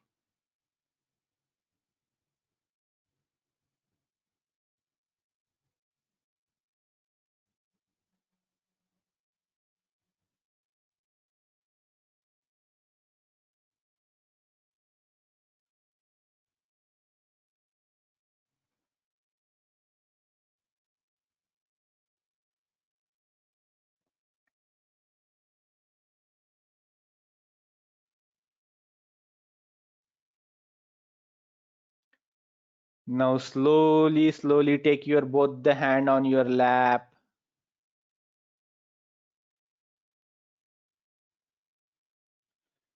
Now raise your left hand toward the sky, bending from the elbow. Your right hand on your lap and your left hand you need to raise toward the sky, bending from the elbow. Your palm will be facing your backside. And here you need to pray in your heart. Oh Mother Nature, please remove all the heat, all the excessive thoughts from my right channel toward the sky element.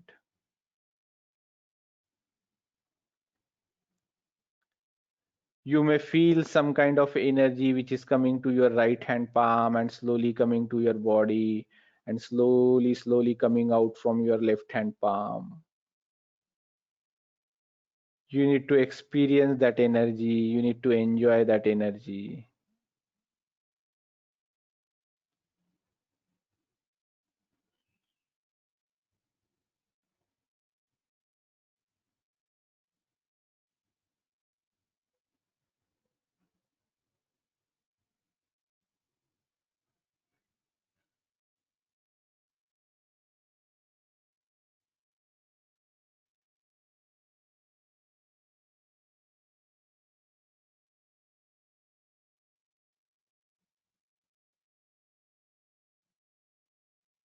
Now slowly, slowly take your left hand on your lap. In this position, your both the hand on your lap. Your spinal cord should be upright and straight. Our concentration on our both the palm and top of our head. And we'll observe some kind of energy which is on our both the palm and top of our head. We need to enjoy this energy. In just on our heart, we need to say, Mother, please give me a complete balance. Please give me a complete balance.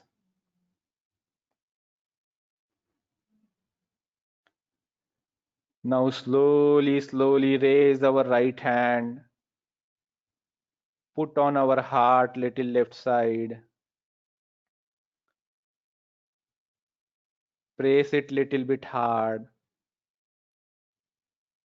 And here in our heart, we need to pray.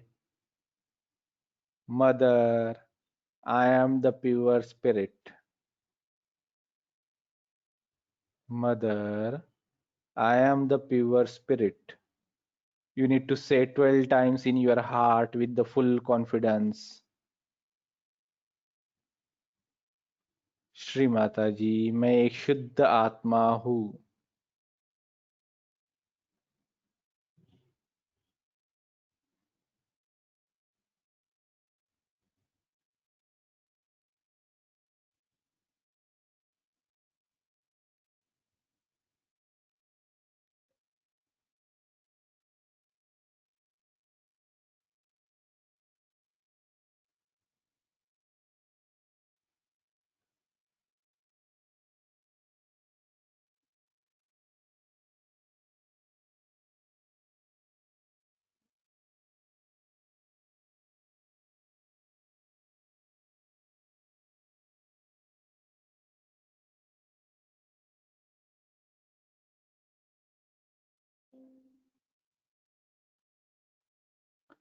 Now slowly, slowly raise our right hand, put on our forehead. Put our right hand horizontally on our forehead, press it little bit hard, move our head little down. And here you need to pray, Mother, I forgive everyone, including myself. Mother, I forgive everyone, including myself. Do not think about any individual, just forgive. हमें सबको क्षमा करना है, किसी के बारे में सोचना नहीं है.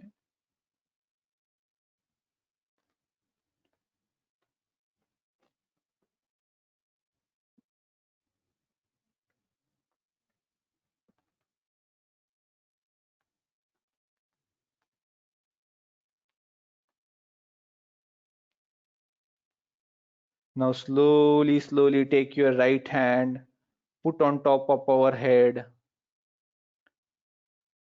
Slowly raise our right hand, put on top of our head, stretch our palm, press it little bit hard.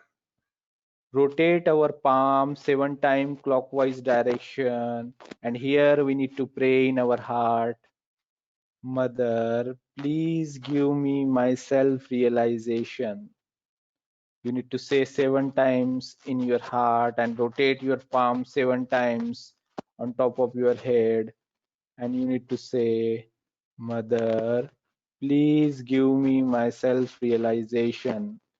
Shri Mata जी, मुझे मेरा आत्म साक्षात्कार प्रदान कीजिए.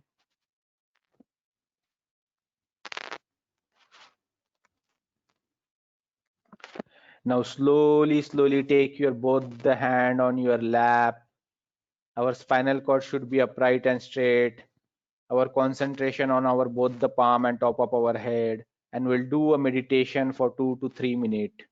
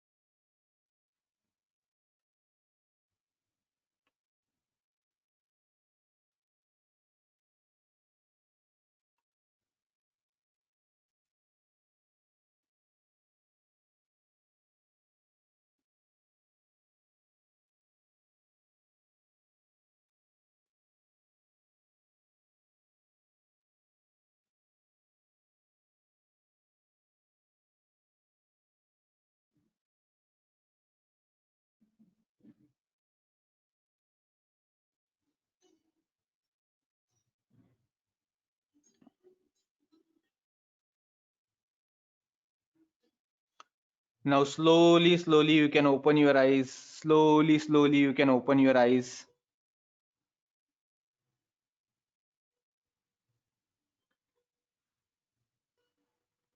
Slowly you can open your eyes. Slowly you can open your eyes. And take our right hand on top of our head like this. I request you all participants just for few minutes if you can open your video. So let me see if you can able to do it properly. I have humble request, like please open your video for just 1 or 2 minutes and do this step. Raise our right hand on top of our head and see if you can feel the cool or hot breeze. Maybe you can move little up, little down, little left, little right. Can you try this? Can you open your camera for just few minutes? Can you try this? Take our right hand on top of our head Move little up, little down, little left, little right. I request you if you can switch on your camera for just 1 or 2 minutes. It will be nice. Take our right hand on our lap and try with the left hand. Move your hand little up, little down, little left, little right. Just for 2 minutes, if you can switch on your camera, it will be nice, sir. Just for 2 minutes, not more than that. Try with this step. I request you all other participants just for 1 or 2 minutes, if you can switch on, it will be nice. You need to feel that energy. Move your hand little up, little down, little left, little right. Similar way, now take your left hand on your lap and try again with the right hand.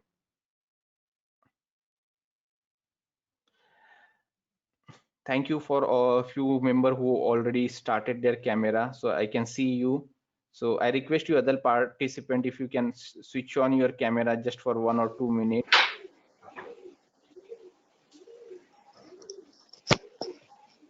So it will be nice to see if you can able to do properly.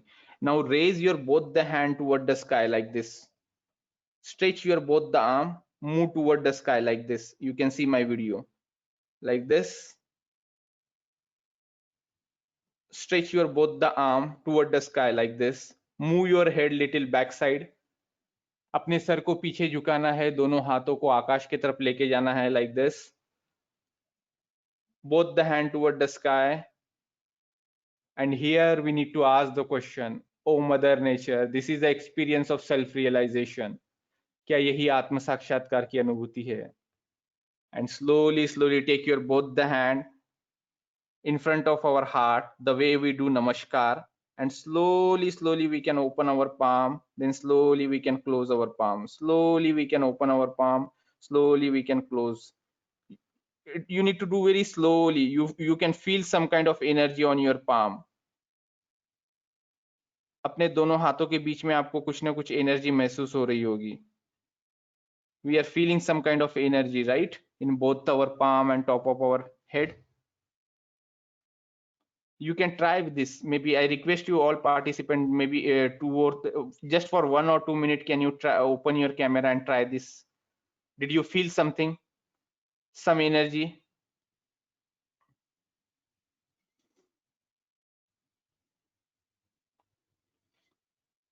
So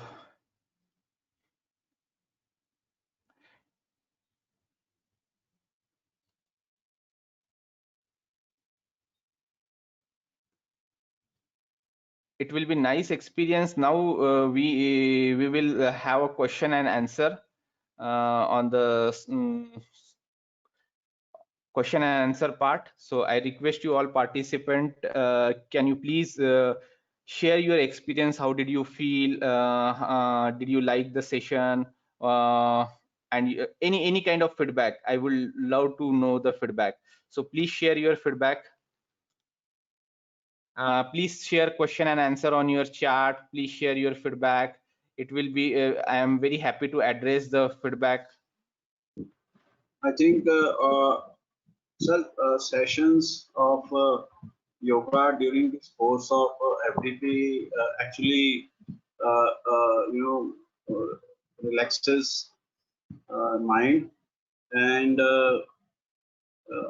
being a disciple of Shri Mataji Nirmala Devi, the courses and the training I've gone earlier also, it has energized my soul, and during this COVID period, this energy is actually driving myself, and I'm always equally energetic, on every hour of this session and every hour of the day. So it's a very good thing which the FTPs has inculcated this thing. And it's a very good step, and let's make it sustainable. And we should have same thing in all future FTPs also, sir. Yeah, thank you, sir. It was a very nice experience you shared, and really appreciable, sir. So thank you very much for giving this so much nice feedback. I will request you, other participant, if you have any question, please feel free to ask on a chat. I can address. I share one feedback link. If you can please fill the feedback, so we will come to know like how did you session went, did you feel the vibration or not, on which palm you feel the vibration. So it will be nice if you can fill the feedback form. And if you all can fill now, I can quickly show you the analysis, like how many people feel the cool or hot breeze and where they feel the cool or hot breeze.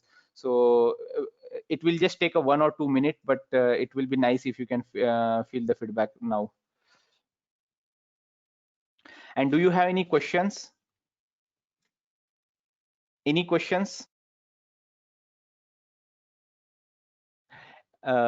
Anyone has any question, like when should we do meditation, why we feel the hotness or coolness, or any kind of question? Please feel free to ask the question. Do not hesitate on the question. So if you have any kind of question, I request you, do not hesitate. Please feel free to call the question.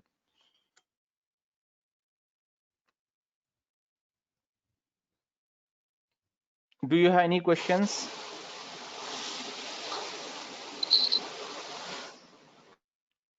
Yes, yes, sir. Anyone has any questions? I would love to address the questions.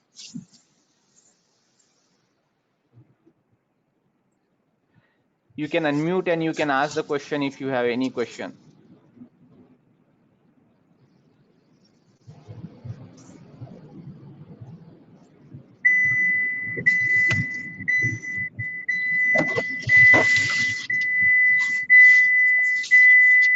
Sir, how I'm getting many a lot of times noise. do we need to practice these exercises? Sorry, ma'am, I could not able to hear you. How many times, sir, do we need to exercise per a day Yeah, actually? yeah, good question, ma'am. Maybe initially you can do every morning 10 to 15 minutes and every evening 10 to 15 minutes. That is the correct time to do the meditation and the duration. Initially 15 minutes every morning and 15 minutes every night before you go to the sleep. Okay, okay, sir. Thank you. Okay, so one question, sir. I have a sensation in both the hand. So that is a nice experience because your Kundalini energy get activated. That is why you are getting a sensation in both the hand.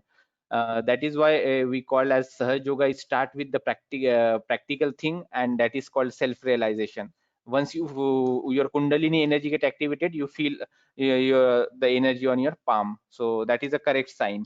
Whether can we experience keeping silence the same uh, whether can we experience keeping silence the same total silence of mind? Actually no. You now if you do sit on silence, you will feel that energy because your Kundalini energy get activated. So every time you can feel that energy.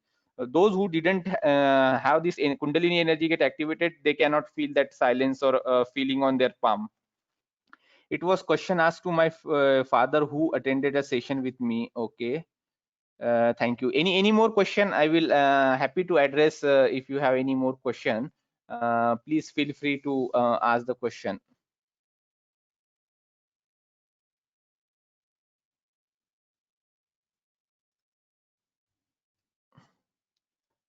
Any more question? Anyone want to share any experience or anything?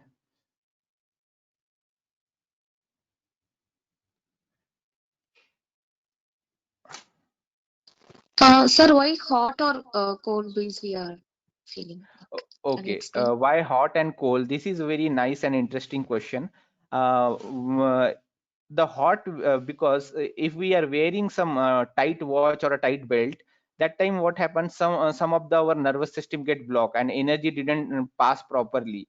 uh, Once the energy didn't pass properly, it started a friction and it create the heat. But wherever the our nervous system is open properly and blood flow and energy flow go properly, where we feel the cool breeze.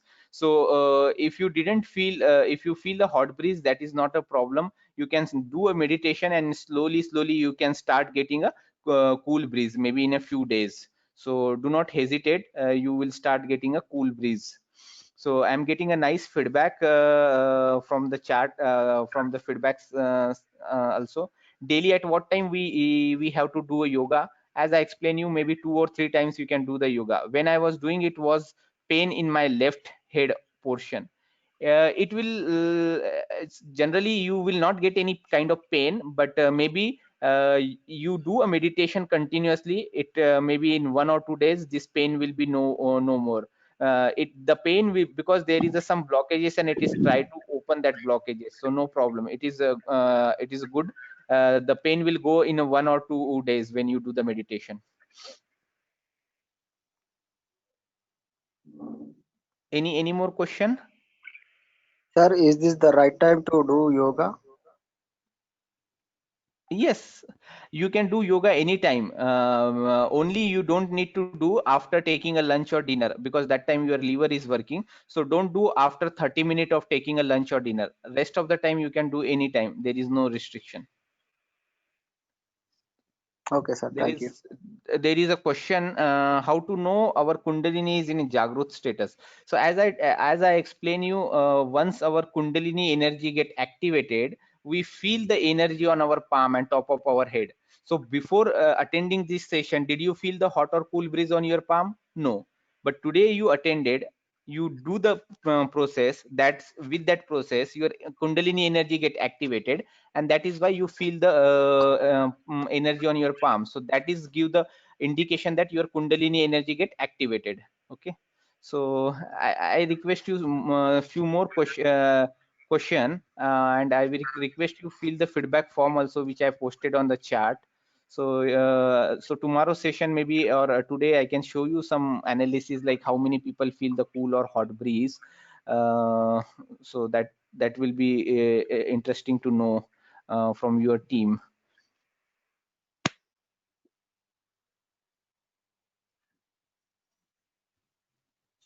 Any more questions, sir?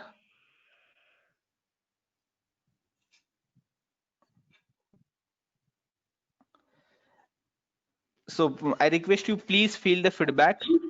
Do not hesitate for any question. We completed our session. So thank you very much to Raju sir also, and thank you all participants for interacting us, attending this session, and nice question. So thanks again for the session, for attending this session.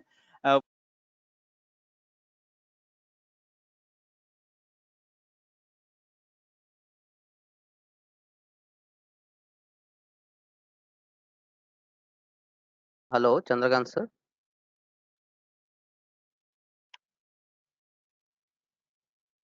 Hello.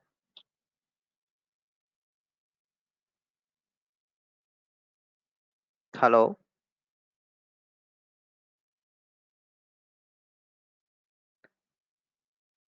Thank you, sir. Thank you for your presentation.